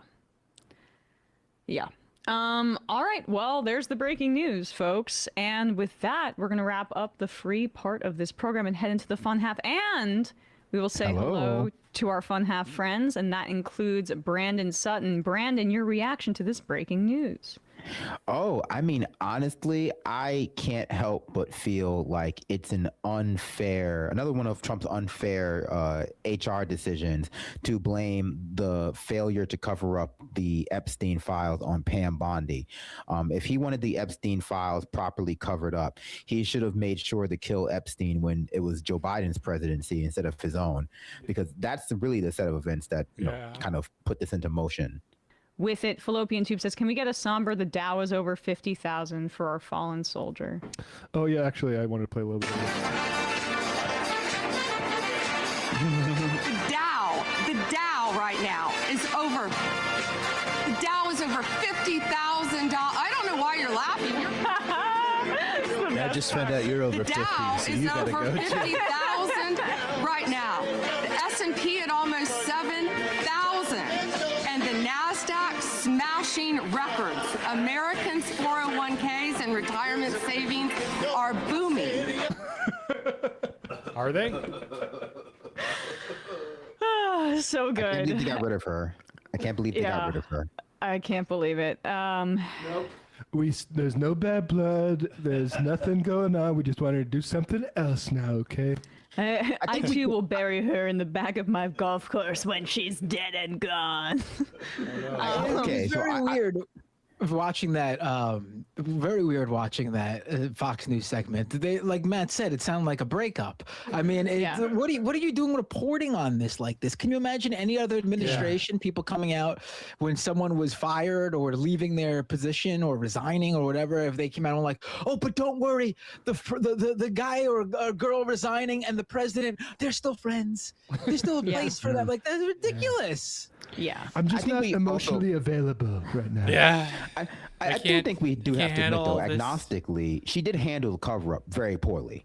I don't think there's ever been a cover-up handled as poorly as she handled it. Now, I think that's mostly a commentary on Trump's hiring policies, but it was really terrible. I think everyone agreed to that. Susie Wiles, Bongino, it was the binder thing. Like the binder thing really sold it for me. Yeah, that was great. I mean, to be fair, it really felt like they ramped it up because it wasn't a cover up, obviously, in the beginning to them, because they really believed they were going to unveil things, and then they actually took a look after all that, and then went, oh shit, whoops, we actually, this is now a cover up. We didn't realize Trump was in here so much. Donald Trump's like the guy who doesn't tell his attorneys like everything that might be a problem in the future, and then they get into the evidence and like, oh shit. Right. I also find it really amusing that Bondi was his date to the Supreme Court birthright citizenship hearing yesterday, which he attended as an intimidation tactic, like staring at the Supreme Court justices, and she apparently came with him. And it's like that last ditch effort right before you got to break up. Like, let's go on one more date. Let's go on one more date to the Supreme Court to see if we can intimidate the justices into participating in our ethnic cleansing campaign. And it didn't go that great, funny. You know? So, time to break up. Hey, folks, don't forget to hit the subscribe button and check out our daily show. We do it every day at 12 p.m. Eastern for about 2.5 hours. We even take... How can I receive this and recreate myself? Because if you're not too careful, look at him disassociate. And I'll open it up to you guys if you want to say anything. I'll give you the final thoughts, and then I'm going to get on the next story. But I wanted to open up with this, get right into it. Play with that iPad, is the following. There is no April Fool's jokes today. I don't have one. This is not a joke. You should have been like, you're looking at the April Fool's joke right here. Adam Sosnick, who you might... Oh, Adam. I can't wait. This is I heard about this, but I think I'm the only one on this show right now who hasn't seen this. I haven't seen it either. I've heard a recap of how badly this went. Like, apparently he humiliated himself on Piers Morgan in a debate with Dave Smith. This is the guy that threw a tampon at Anna Kasparian, right? Yes. Over Israel? Or women's rights? He was calling her hysterical. Oh, right. Maybe it's, I don't know. A dumb bitch. I mean, that's how you guys treat me all the time, right? And I have to put up with it to be a nice lady that's okay around other men. There's actually a net off screen that catches all the tampons and Brian.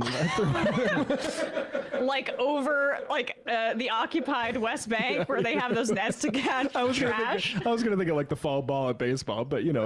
Okay. Of course, I'm victimizing myself like a true soft woman. So his take on Piers Morgan didn't go so well.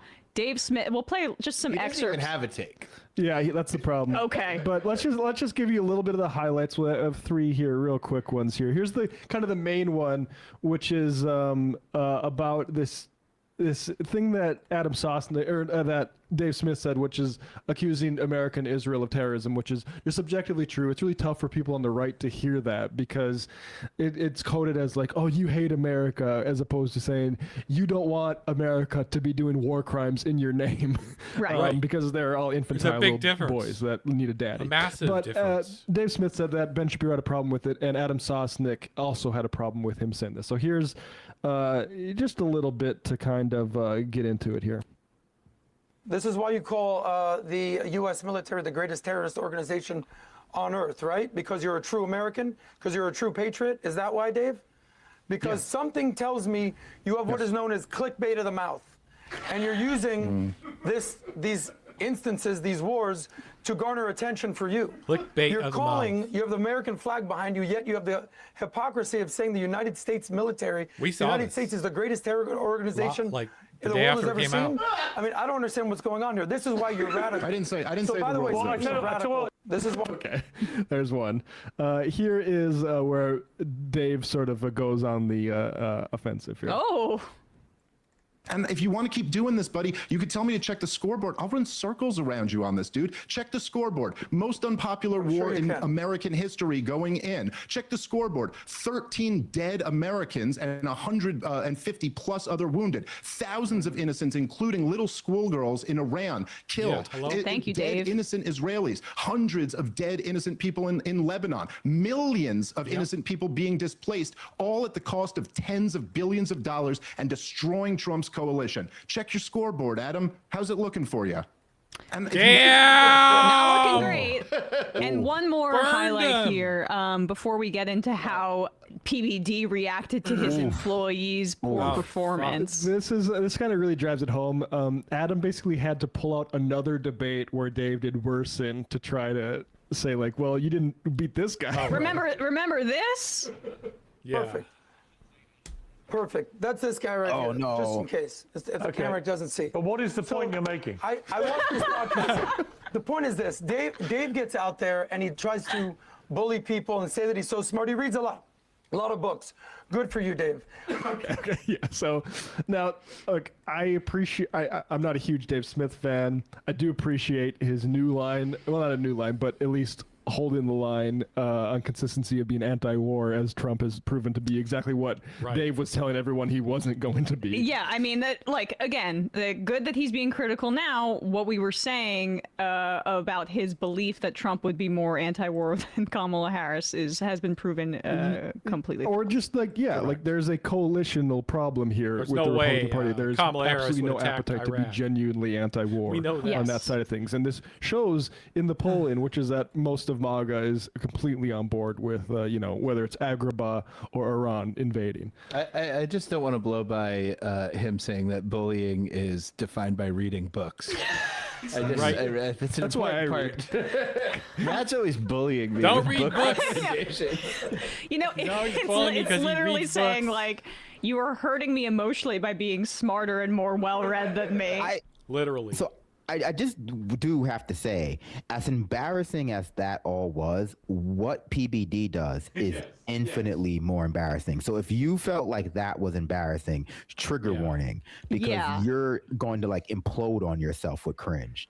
How is it possible that you allow yourself to be spoken to this way by your boss? That is the defining question of what we're about to see here, because actually they're not alphas. They're all in a hierarchy, and they're willing to be little cogs that sit down and take a lecture from daddy. Like this is like like coming home and like my parents found out I've been skipping class. Yeah, but I mean, this is the right-wing alpha male. All of the alpha that follow Trump, the big daddy. Oh, I'm be so obsequious. Oh, big boss man, I'll be so obsequious.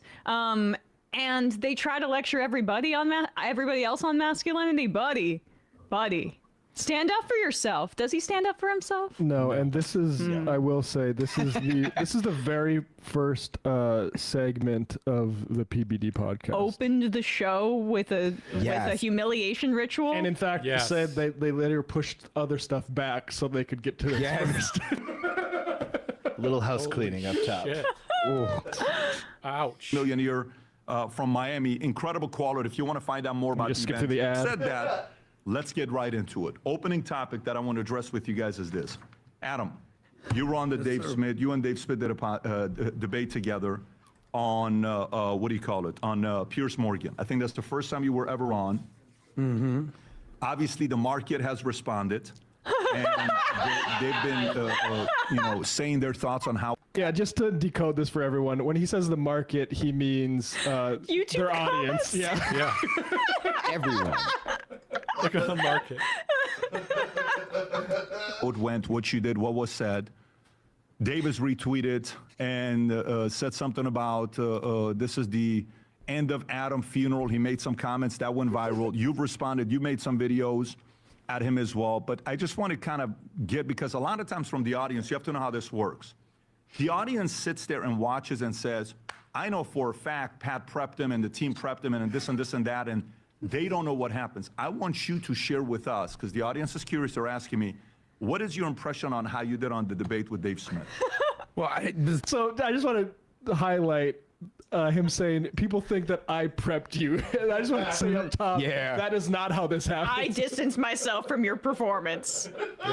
Yes. Now, why don't you tell me how you did? Yeah. How do you think you did? What is your impression on how you did on the debate with Dave Smith? Well, despite what you think, I haven't listened or watched any of the internet comments. Zero. I don't go onto Twitter. I don't check the comments. It's just not something that I do. Some people are messaging me on my neck. What do you think? I don't know. People are saying stuff, and I'm listening to a song called "Ain't Nothing Gonna Break My Stride, Ain't Nothing Gonna Slow Me Down," and that's how I feel about this. So they. I didn't hear that part. You're gonna go on Piers Morgan. Sure, I think Tom was maybe gonna do it. Tom wasn't able to do it. They called me up. I said, sure, I'll debate Dave Smith. Listen, there's no doubt that Dave Smith is smart or wise or well-read. Yeah. The same thing could be said about when you debated a room. Oh, wait, I'm sorry.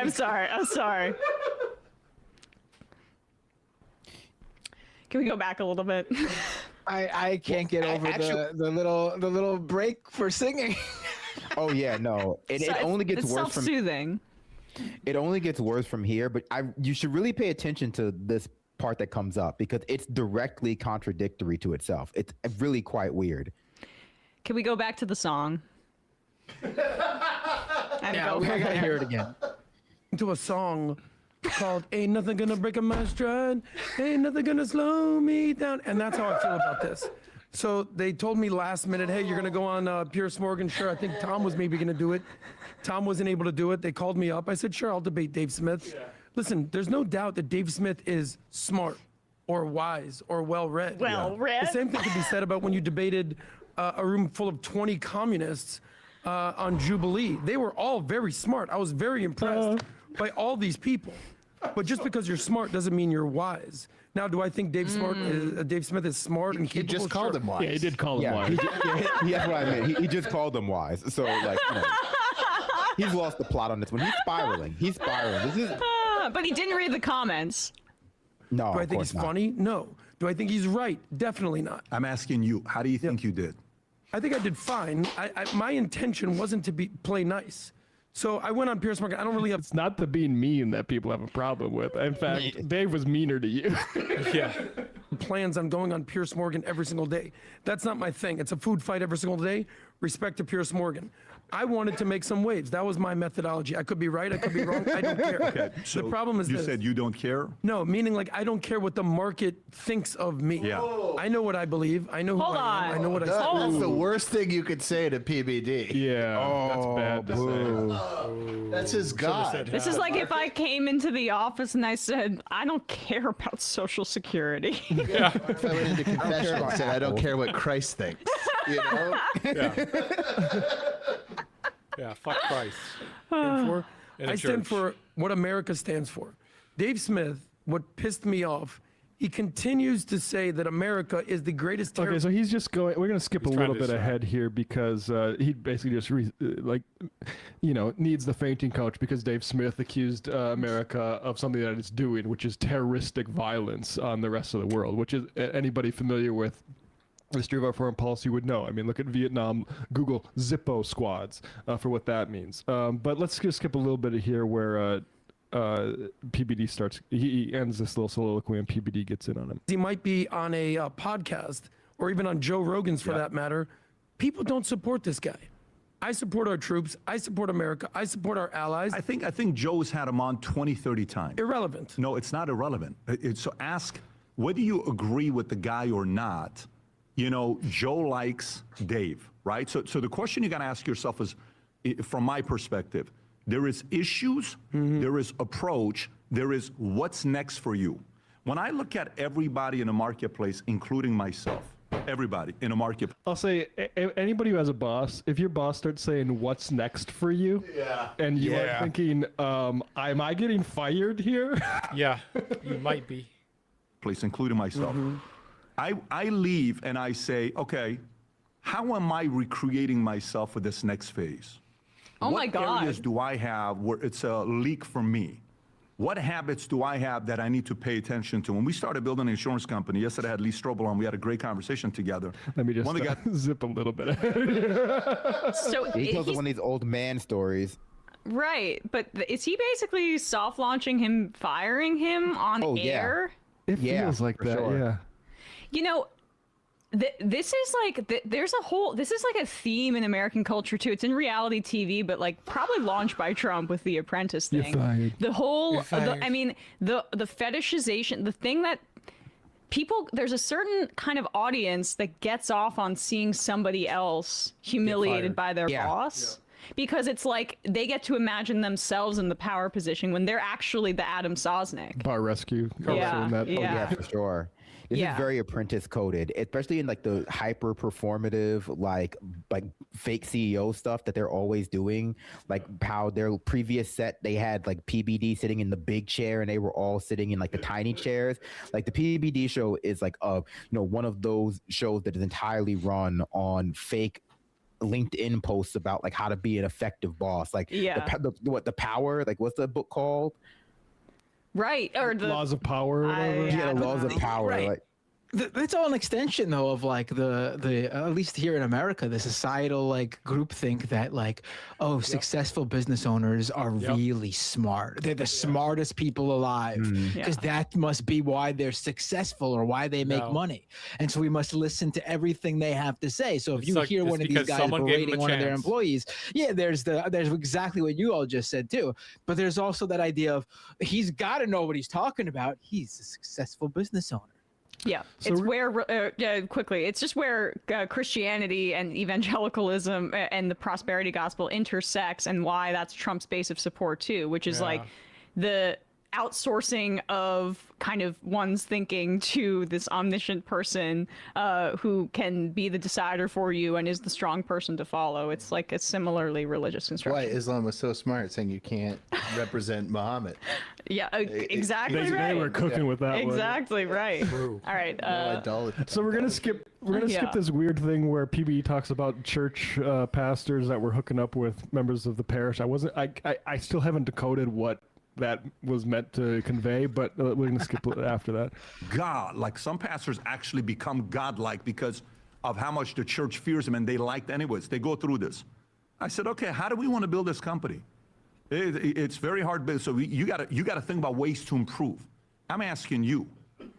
The argument is one end, because I don't know if you focused on making I've seen you make better arguments with Bassem Youssef than you did with Dave Smith. I didn't see you making arguments on Dave Smith. And the reason why I'm doing this with you openly, and I'm talking to you openly with you, is there's an element of also representing where you're coming from, where the expectation is, hey, when you go and be professionals, that's not how I handle debates. I don't handle debates that way. That's not my MO. So if you're close to me and you're handling it that way, that is not my style. I don't do stuff like that. And Dave and I don't even agree on some of these issues. But if I'm having a conversation, it's about what is this next phase. And by the way, the reason why I'm having this direct feedback with you publicly is for the following reason. Humiliation. This is how I roll at them. Clicks. I will give you private feedback and have your back 100%. I've always been like that. This is why my guys like working with me. They know how tough it is at times. This is so crazy. I'll have you back in private. No, this part is crazy because here's the part where you find out that this is the second time he's had to talk to Adam about this. Like the first time was private. This is his like formal write-up. Oh, was the first time when he threw a tampon at Annika's birthday? No, that wasn't it. The first time. Well, I mean, I can let him tell you. Okay. I will give you private feedback and have your back 100%. I've always been like that. This is why my guys like working with me, and they know how tough it is at times because I'm always challenging them. But if my private feedback that I'm giving doesn't land, and it feels like you have immunity to go run around and say whatever you want and keep saying, I don't give a shit what people say, I do. There's an approach to take about this game. I don't care that we have differences in debates. We push each other here and we have arguments and, you know, comment, I side with Vinny today. You know what? Today, actually, I side with Adam. You know, there was a couple moments we had where you had a couple clips where, like, they sided with you. Couple times that Adam's happened. the point today. And I'm like, oh, okay, Adam had a point. And then, hey, Tom, no, I'm siding with Tom today. Pat, you were off today. No problem. But it's recreating for the next phase of what is that next phase for you. And that's a very important thing for you to be thinking about. I've had that conversation with him, recreating himself. I've had the conversation with him. That's why he's in a suit? I have the conversation openly with me on what I need to recreate. But for me, when I saw that, I'm like, you know, you brought up another guy from the past that beat Dave. Great. You know, you brought up, no, there needs to be, the Adam that I've seen debate that is prepared, he actually would have made some real good points there. Oh, and my you, God. by the way, you've been a moderator for Zero Hedge with Dave Smith and what do you call it, Laura Loomer, if I'm not mistaken. Is that what you did? Didn't you moderate? Yeah. She did. And that was a pretty good job you did as a moderator. So, I don't know. I'm saying this publicly to say this next phase requires all of us to recreate ourselves, and that includes you in a big way. And I've said this privately 8 weeks ago, 9 weeks ago at that dinner place we went to, and I was very direct with you. Dinner place, But not a restaurant. you're cornering me to have to say this publicly to you right now. And you have to make a decision on what you want to do with this Look next what phase. you made me do. You got to recreate Forcing yourself. me. It's a very important thing. I'm being very respectful to you. And you had no idea that I'm going to go here this morning. You had no clue. And by the way, I intentionally changed today's business podcast to do this because obviously Monday I couldn't be here. We had certain things that was going on. This weekend I had, what do you call it? SLS. SLS. Sean Hannity did it last Friday, so I changed everything. And Rob and I, we had to talk about it yesterday and calendar to do it this way. But for me, sometimes, you know, when people say, I don't care, I don't care, I don't care, I don't care, I don't care. And sometimes this is like the Trump effect. Well, Trump doesn't care. Well, Trump doesn't give a shit. Well, Trump doesn't do this. Well, contrary to popular belief, Trump looks at every poll. Trump listens to every comment. Trump listens to every criticism. Delusional, so of what course. you think that Trump does, I'm not telling you go read the comments the next day and go through all chat. I don't recommend that at all. But I do believe a little bit of criticism to see, well, maybe there's a little bit of credibility there. There's a little bit of value there for me to receive. How can I receive this and recreate myself? Because if you're not too careful, Look at him Adam, disassociate. and I'll open it up to you guys if you want to say He's gonna anything. I'll cry. give you the final thoughts, and then I'm going to get on the he's next story. shamed. But I wanted to open up with this, get right into it. Play with that Is iPad, the baby. following. There is no April Fool's jokes today. I don't have one. This is not a You should joke. have been like, you're looking at the April Fool's joke right here. Yeah. But I mean, it's Crazy. so funny that apparently he brought up like a prior debate that what's his name, Dave Smith did that Coleman I Hughes, guess apparently. didn't go so well his way. If Dave Smith wants to play that game, he can just play this fucking video of Adam's boss absolutely berating him for his debate Yes. performance. Yeah. Unbelievable. Unbelievable. Again, like I was just trying to imagine if Sam did this to On me, air? on air, and I can tell the audience what would happen is you would hear the door slam in the background, and I would never be in this room again. Emma, you was on CNN. You was on CNN last night. How do you think you did? You know, I don't read the comments. Well, I do. Well, you should see if there's some credibility there, because we need to, in our next phase, we need to all be recreating ourselves, and that's a big deal for you especially. I think that's why Vinny wears three-piece suits now, because he said I had to have a talk with him, and he pointed to Vinny to reinvent himself, and now Vinny's dressed like "Vinny, a Peaky Blinder You're the next Yeah. on the show. What is Adam's next phase? I don't know. They're gonna put him on her take. They're gonna have him replace Jillian Michaels if he's not careful. That's like a That would slow be the fade most- out of the entire brand. That would be so humiliating for him. We'll put you in the women's corner here. Yeah, no, he's on his way out. And this is, I mean, I've been watching the PBD show for a while. Like, Adam's fall off has been like very rapid. And I wouldn't say it, for me, seems to have started when he started defending Trump on the Epstein stuff. When he started like defending Trump on the Epstein stuff, when he started saying that, like, no, you don't need to pay attention to this. It's silly. What are we going to do about it? That's when he just started to seem to really fall off in PBD's eyes. And now that he's like just constantly running interference for AIPAC, like the comments are just not feeling him either. Yeah. Have you seen how Ben Shapiro's views have completely tanked as well? Oh no. Yeah, like, Matt, not many boys. Israel's just concrete socks for everybody. Yeah. Concrete socks.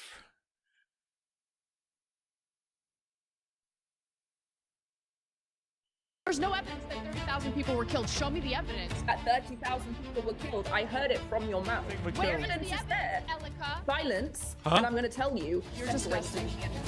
Oh, good. Insults. That's good.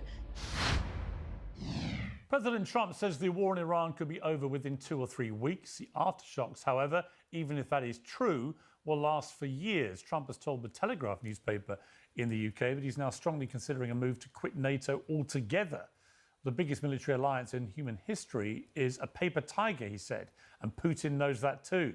In a press interview, this is what the former NATO Commander General Sir Richard Sheriff said to me. That's what Putin told him. That Donald Trump has pretty much single-handedly torpedoed NATO as an alliance. 2 months ago, Donald Trump threatened to attack the territory of a NATO ally, Denmark, over Greenland. Nobody has forgotten that. Europeans will not forget that. That is a grotesque breach of trust. I think the special relationship is a fantasy put about, if I may say so, Piers, by the media and politicians. Well, just about everybody agrees that NATO and Europe have been complacent about living in the comfort of US security. That's why at Trump's insistence, they're all ramping up spending, and so they should. But just about everybody also agrees that both America and Europe are significantly weaker on their own. NATO and its member countries have refused to join the Iran war for very sound reasons. First and foremost, it's a defensive alliance. It was created to maintain peace, not create war. Second, by any reasonable definition, the Iran war is to many people an illegal one. If there was evidence of an imminent threat and a right to self-defense, we've yet to be presented with it. Many people in my country and across Europe are asking, why should our men and women risk their lives for a war that you began without coherently explaining why? The so-called paper tiger has been ready to support the United States on countless occasions. 13 countries mobilized after 9/11 and fought alongside the US for 20 years in Afghanistan. European allies supplied 30% of the airstrikes in the fight against ISIS. They share intelligence and assets all over the world. They were there in the Gulf War. They were even in the US after Hurricane Katrina. Trump is threatening to walk away and leave the global oil we got attacked in chaos because he says on 9/11 the US has plenty of its own resources. Well, that would leave America's closest allies stranded, with the notable exception of Israel, which has no intention of ending hostilities anytime soon. It would also leave the Iranian people stranded. For all the talk of liberation and Trump to the rescue, they'll be living under the same regime, weakened but angrier than ever. Joining me to debate all this, attorney and Iranian-American activist Elika Lebon, Aaron Mate, the journalist with the Grey Zone, Iranian-Canadian activist and former MP Goldy Gamari, and Anna Kasparian, the host and executive producer of The Young Turks. Well, welcome to all of you. Elika Lebon, I honestly can't keep up with where we are with this war, other than I read somewhere today, I think Axios reported this, that one of the Trump administration had said Trump isn't playing 3D chess, he's playing 12D chess. What the fuck happened to her lips? And that he lips? basically throws out all these contradictory things because he wants to keep the enemy guessing. Now, maybe that's true, but it might also be, I would offer up as an alternative theory, that he's got himself into something that he quickly has realized is not a good idea, but not because taking out the Iranian regime is not a sound idea in principle, or that they've been an appalling repressive regime, but not a good idea because the Iranians have hit back in a way I think that they've been taken by surprise by the scale of it, economically, by closing the Strait of Hormuz, by attacking the Gulf states, and that the combined effect of this has been a shuddering shock to the global economy. And so Trump wants out, and yet it's very difficult to see how he gets out with a convincing claim of victory. So those are the theories. What's your view? I mean, at the end of the day, my view from the very beginning, and still my view to this day, is that this operation, whatever it is, has to be seen through to the end, because the worst case scenario is that this war ends and the regime is still in power. That's worse than if the war never happened at all. And so in terms of what I'm here to do, or what Goldie is here to do, is represent, you know, these sentiments of the Iranian people and how we feel about what these military strikes are doing, which are targeting an oppressive regime that, you know, has been, we all know, has been oppressing the Iranian people for 47 years. In terms of the military strategy, that's not really within our purview. The only thing that we can do is trust that the United States government knows what it's doing and has an effective plan to remove this regime. Okay, but explain this to me. I get that, but let me just ask you this. You know, Donald Trump said yesterday that the mission of making it impossible for Iran to develop a nuclear weapon had now been achieved, which seems to be where he's edging now as the sort of totality justification for the action he took. But there's one problem, is that all the enriched uranium remains untouched, underground in Iran. The capacity to develop that into a nuclear weapon remains exactly as it was before this war was started. So I don't understand how Donald Trump, or anybody, frankly, can claim that they have stopped Iran from being able to develop a nuclear weapon when all the tools they need remain exactly where they were before it started. Well, that's the question that's on everybody's mind, right? The only thing that we've ever asked is for this war to go to completion and for this regime to be removed. It was never in our imagination that you know, you would stop at the point that you know, their nuclear capabilities were decapitated. We were told that the end of this war would be when this regime fell, that uncompromising surrender. That's the only ambition that we were ever told. So I don't know what to tell you about this falling short at just, well, but that, you see, okay, I'm going to bring the others in. I mean, Anna Kasparian, that's really interesting, because you know, Elika's reflecting there what so many people are thinking, which is the goalposts have changed so often. You know, it was early on, this was going to be regime change. And they thought by decapitating the top of the regime and killing the Ayatollah and a lot of the top people, then naturally, and apparently this was what the Israelis told the Americans, of course, there will be uprisings and the regime will topple. None of that has happened. So they've now moved, it seems to me, to a different, game plan, which is actually what we meant all along, was degrading their military and stopping them building a nuke. They've done the first, that has to be accepted. They've massively degraded the Iranian military, but they've come nowhere near to stopping them developing a nuclear weapon if Iran chooses to, because the uranium is still there. Unfortunately, you have two different countries that are involved in this effort to, I guess, either topple the regime in Iran, which isn't going to happen, or, you know, degrade Iran's military capabilities and ability to build nuclear weapons. For the Israelis, it was never, ever about nuclear weapons. It was never about degrading Iran's military capabilities. It was always about regime change for them. But in order to build consent or manufacture consent among the American people for a war that we all knew was going to be a disaster, the American people were fed lies and all sorts of fear-mongering about how Iran is such a threat that we need to get involved and we need to disarm the Iranians. Okay, how is that working out for us? There was no strategic military plan in place. Elika is on the propaganda wing, and she's like, oh, I don't know, it's not my job to think about the military strategy. No, Elika, it is your job to think about military strategy, because you're advocating for something that's going to get American soldiers killed. It's going to get innocent civilians killed. In fact, that's happening right now as we speak. And so you should ask yourself, is there really a reliable path here, a militaristic path that's going to secure what I personally want, which is regime change? And honestly, there isn't a path. There isn't a path.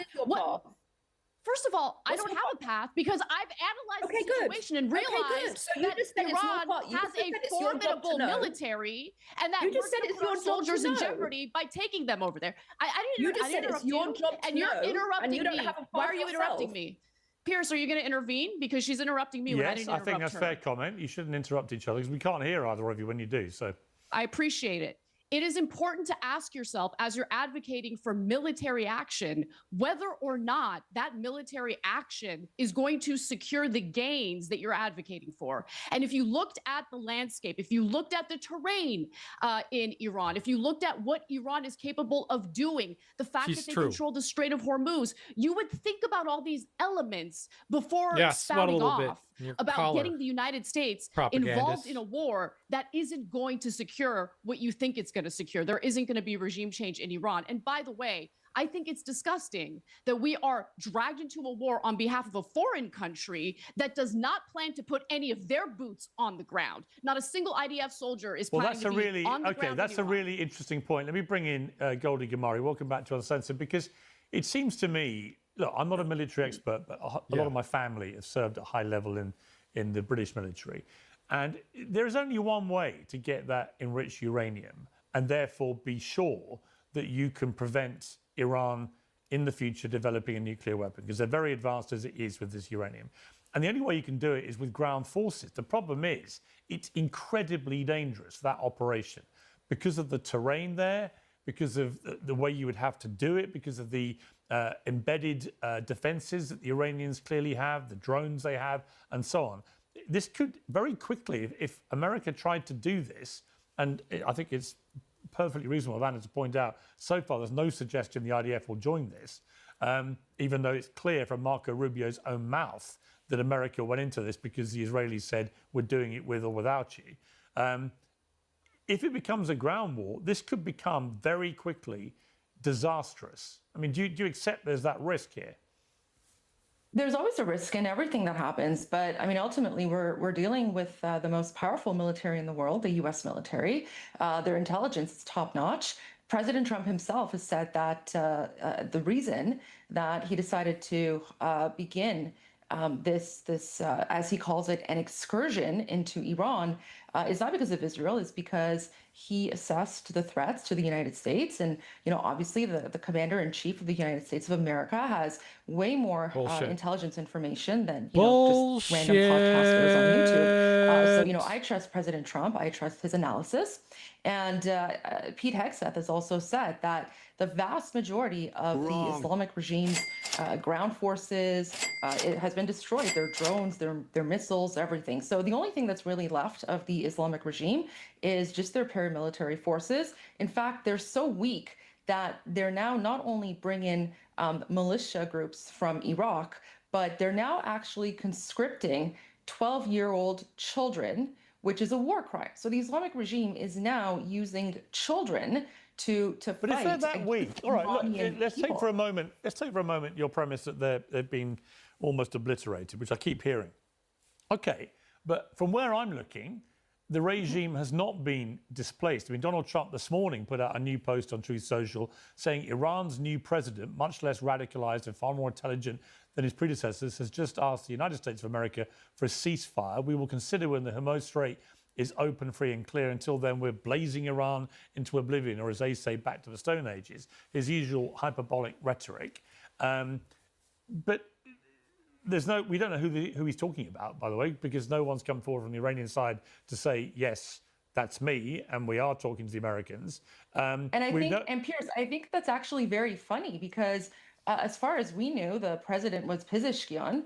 If President Trump is saying that there's a new president, does that mean Pezeshkian has been obliterated? Well, that's why I said, you know, we don't know who this guy is. We don't know that he's much less radicalized because we've no idea who it is, or that he's more intelligent than his predecessors. It could just be Trump playing games, trying to divide and rule with the IRGC. That's highly likely, I would think. And maybe that's an effective tactic. Maybe that's an effective tactic. We shall see. You know, with all these things, once a war starts, it's very, very difficult to predict how this plays out. But what I would say about the strength of the American military is there's been an asymmetric war going on here.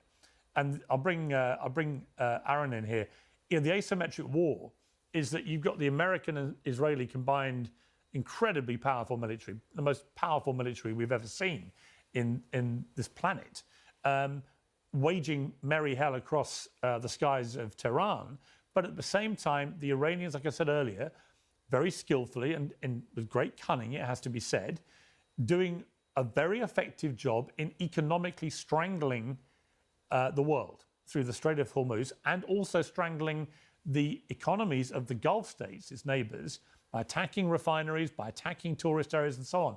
This has been very effective. I think far more effective than the Americans and Israelis thought may happen. So you've got two wars going on here. And my guess is because of the pain that's happening at the gas station prices, food prices to come, because fertilizer's been shut and so on, you know, you're going to see a lot of fallout from this all summer. You've got the midterm elections in America in November. You know, Donald Trump is many things, but he's not politically stupid. He will know that they could take an absolute beating in the midterms and render him a lame duck if he doesn't do something to resolve where he is right now. I think he wants out, which is why he keeps talking about 2 to 3 weeks, I'm gone, and whatever. What do you feel? I think his foremost concern right now is calming the markets. And that's why he keeps saying that he's having these great talks and they're getting somewhere and he's going to wrap this up really soon. I can't divine what's in his head anymore. I used to think he had smart political instincts, but I think going to war against Iran in a completely unjust, unprovoked fashion has blown up that impression for me. And there's a debate going on right now that we're having about whether or not the Trump-Netanyahu war in Iran is effective. I think we're missing a more fundamental question. Is it right? Is it just? And the fact that Iran is waging asymmetrical warfare underscores a really important point. It's the weaker party militarily, which underscores it's not a threat to anyone. Trump went to war because Iran acts as a deterrent to U.S. and Israeli hegemony in the region. That's not a threat to anyone's security.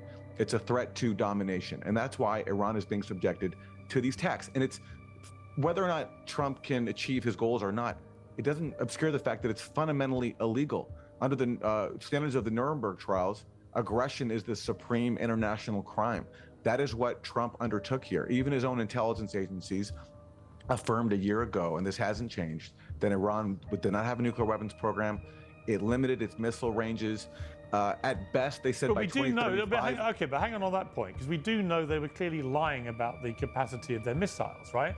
They fired a missile only last week, which went twice as far, a ballistic missile, twice as far as they had said that their missiles were capable of going. It didn't actually land on its target, but the distance it traveled would mean it could potentially get to Europe, it could get to London, to Paris, whatever. That is in direct contradiction to the undertakings Iran had given about the distances its missiles could go. So they've clearly been lying. Well, not necessarily, because first of all, even NATO said we can't confirm that Iran fired that missile. So I'm not even sure that it was Iran, but let's say it was Iran. If it was Iran, then it's quite possible they put on. Well, who else fired it? Well, listen, I wouldn't put anything past Israel. They carry out all sorts of nefarious acts all the time. I wouldn't be surprised if this was a false flag. But listen, let's assume it was Iran. Well, hang on, Aaron, you're expecting me to you're expecting me to believe that Israel deliberately fired a ballistic missile at an American base. Yeah, that happens. Believe it or not, that has happened in the past. Yeah, Israel decades ago attacked the USS Liberty, killed a bunch of U.S. soldiers. So actually, I wouldn't put it past them. But listen, let's assume it was Iran. Let's assume it was Iran. Just hold on a second. I'll just finish this point. Is it possible? If it was Iran, if I can finish this point, it's possible they put a smaller payload on the missile, which means it can travel further. And regardless, look, this whole debate is skewed because Iran is defending itself against an act of unprovoked aggression, an act that is not targeting the quote-unquote regime. It's hitting schools. They massacred over 150 girls in the opening hours of this unprovoked war. They're hitting pharmaceutical plants that make medicines, for Iranians. Look, on this point, they're hitting residential buildings. Yeah, but Aaron, the idea. Okay, but look, I have serious misgivings about this war and have done from the start. I do not think that Iran had an imminent capacity to have a nuclear weapon or to use one. I think that is nonsense. And also flies completely in the face of what we were told after the 12-day war last summer. We were told that whole capacity had been destroyed anyway. And none of that makes any sense to me.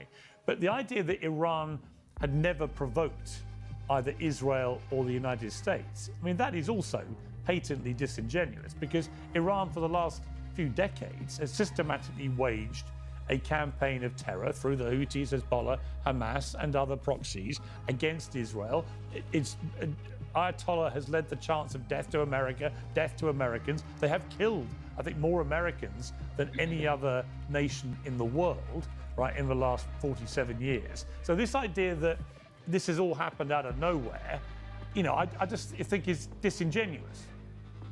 I think the fundamental problem in the region is that you have an Israeli government that gives itself the right to displace the indigenous Palestinians, steal their land, and deny them a homeland. And Iran, on that question, has been far more accommodating than Israel and the U.S. have in terms of accepting the international framework for the Israel-Palestine issue. Iran has said that they would support the Arab Peace Initiative, which offered Israel full normalization if it allowed Palestinians to have a state in just 22% of historic Palestine. Iran has cooperated with the U.S. in the past. You mentioned earlier that Trump is turning his back on NATO and NATO helped the U.S. in Afghanistan. So did Iran. Iran provided critical intelligence to the U.S. that helped the U.S. capture fighters from Al-Qaeda and the Taliban. And that was blown up when George W. Bush gave a speech declaring Iran to be a part of the axis of evil. The U.S. Ambassador Ryan Crocker said that seriously undermined Iran's cooperation, which was very, very fruitful. And there have been so many more diplomatic initiatives since. Iran sent Bush a letter offering to resolve all these issues. Bush ignored it. There was the Iran nuclear deal, which even Trump's own administration certified that Iran was complying with.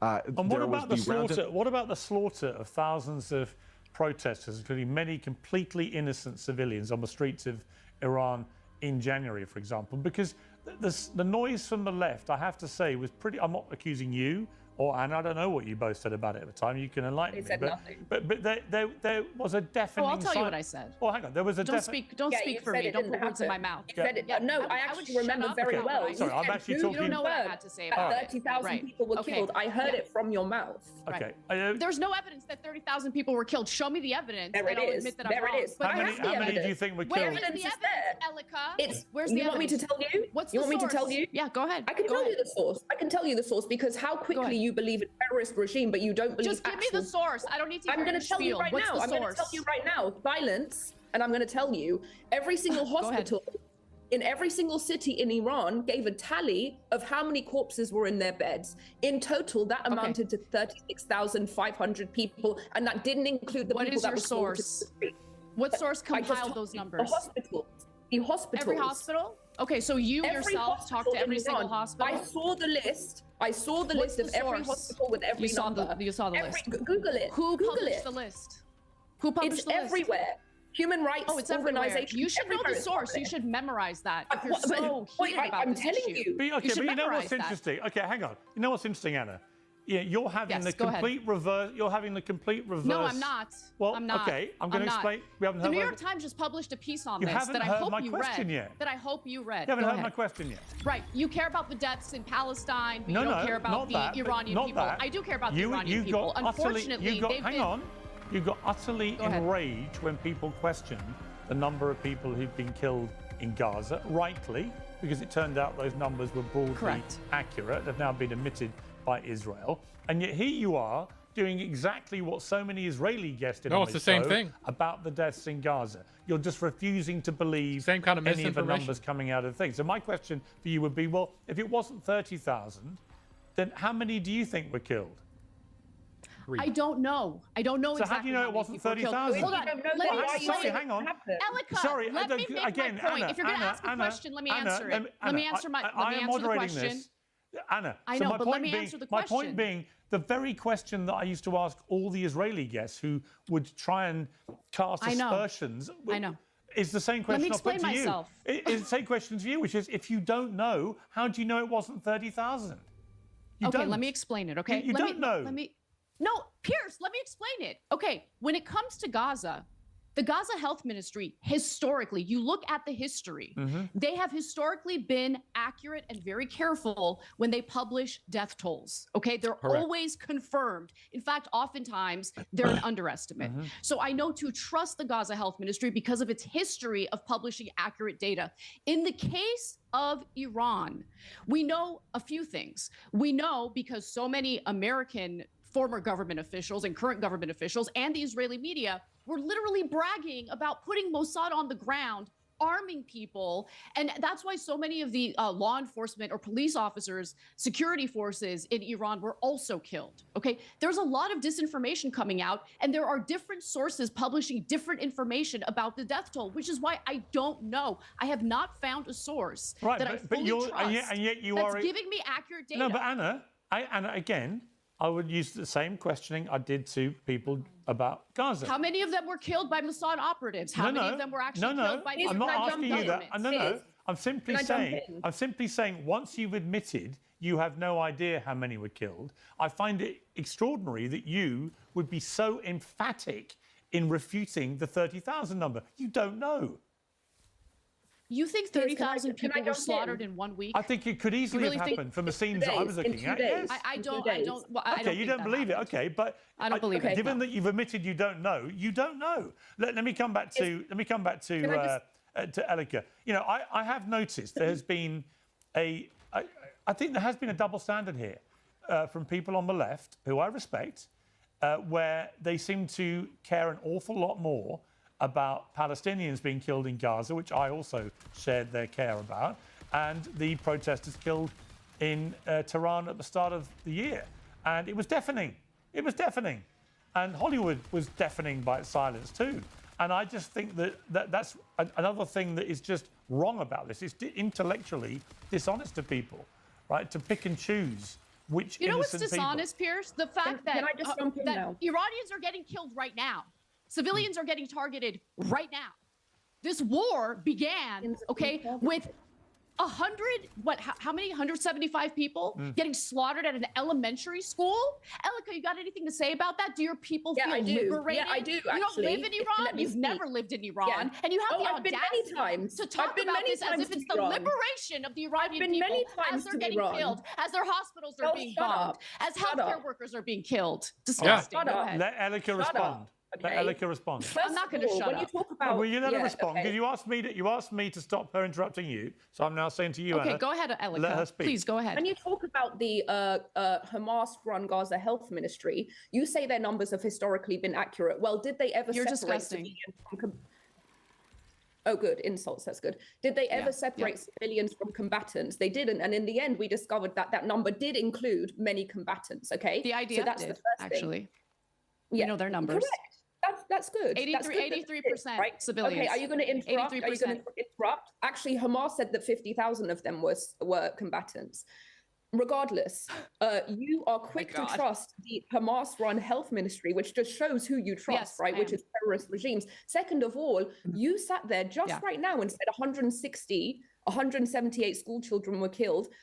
First of all, you said nothing about the hundreds of children that were killed on January 8th and January 9th by the regime. And second of all, where did you get that number from? The only people who have confirmed that number is the regime. And that just goes to show. Wait, hold on. Are you denying that 175 people were slaughtered in that school? Are you denying it? Are you denying it? Let me finish my point. Let me finish my point. Well, you did deny that it was the US Israelis that did that. Are you going to let me finish my point? There absolutely were children killed in that strike. How many? We don't know, because the only people who have confirmed it is the regime. Yeah, but again, Elika, okay, well, let me jump in there. No, because you're now doing exactly. Sorry, you're now. If you let me, Piers, if you let me finish my point, we know how many children were killed. We know how many were at the school. That's not what I'm saying. Piers, let me finish my point, and you'll see what I'm saying. Okay. I'm not saying what's real and I'm not saying what's not real. Here is the point that I'm making.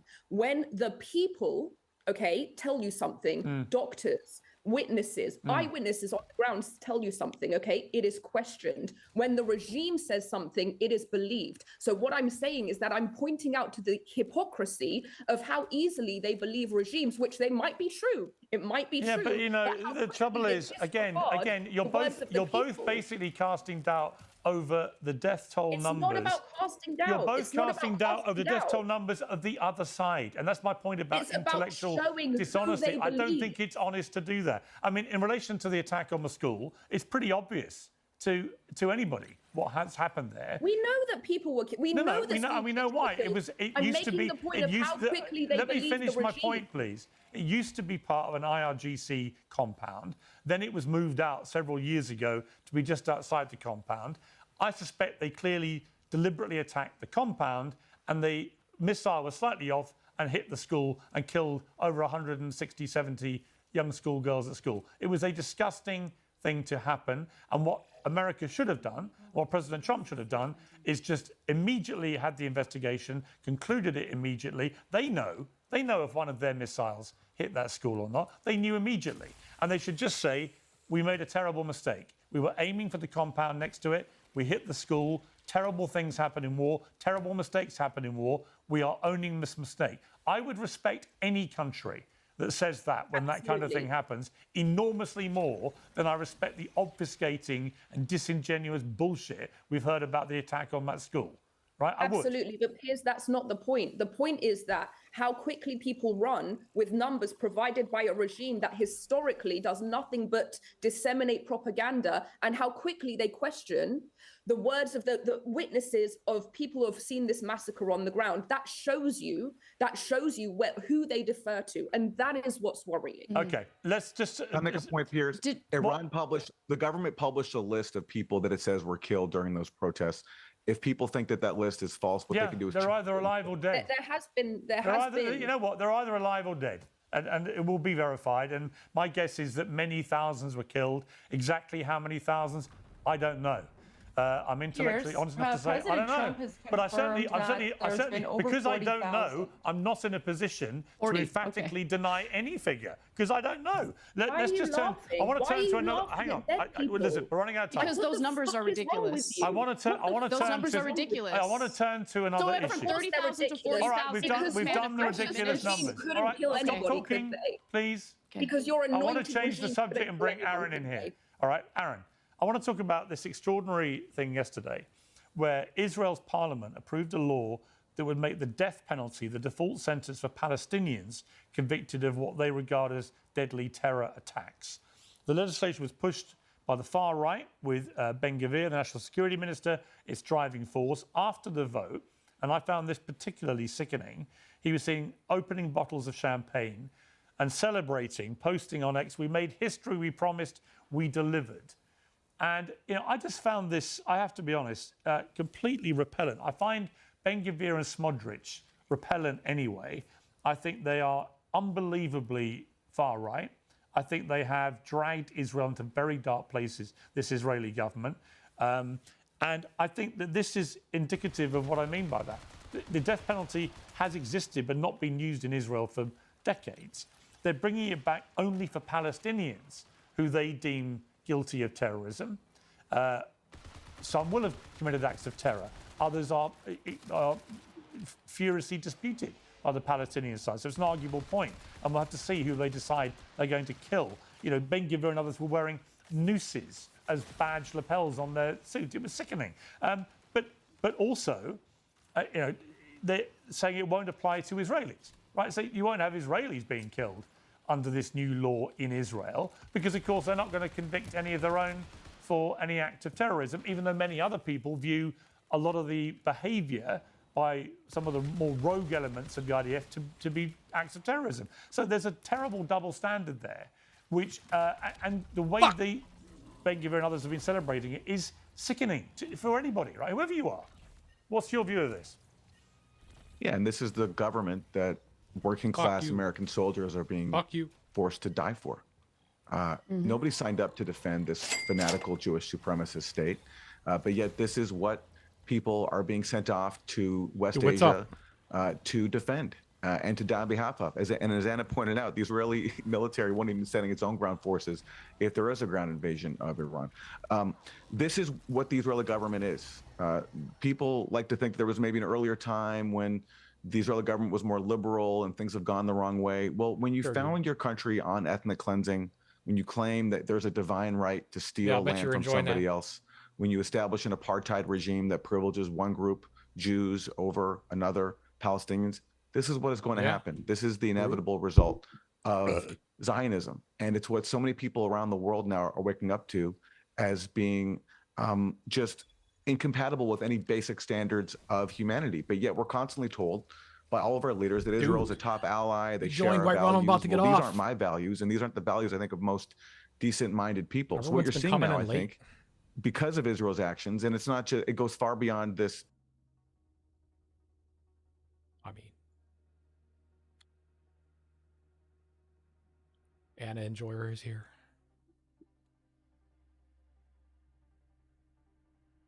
What was it? Wasn't in my channel.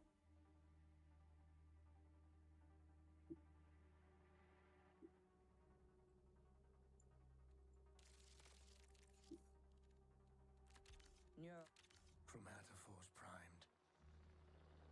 Yeah, I gotta go, chat.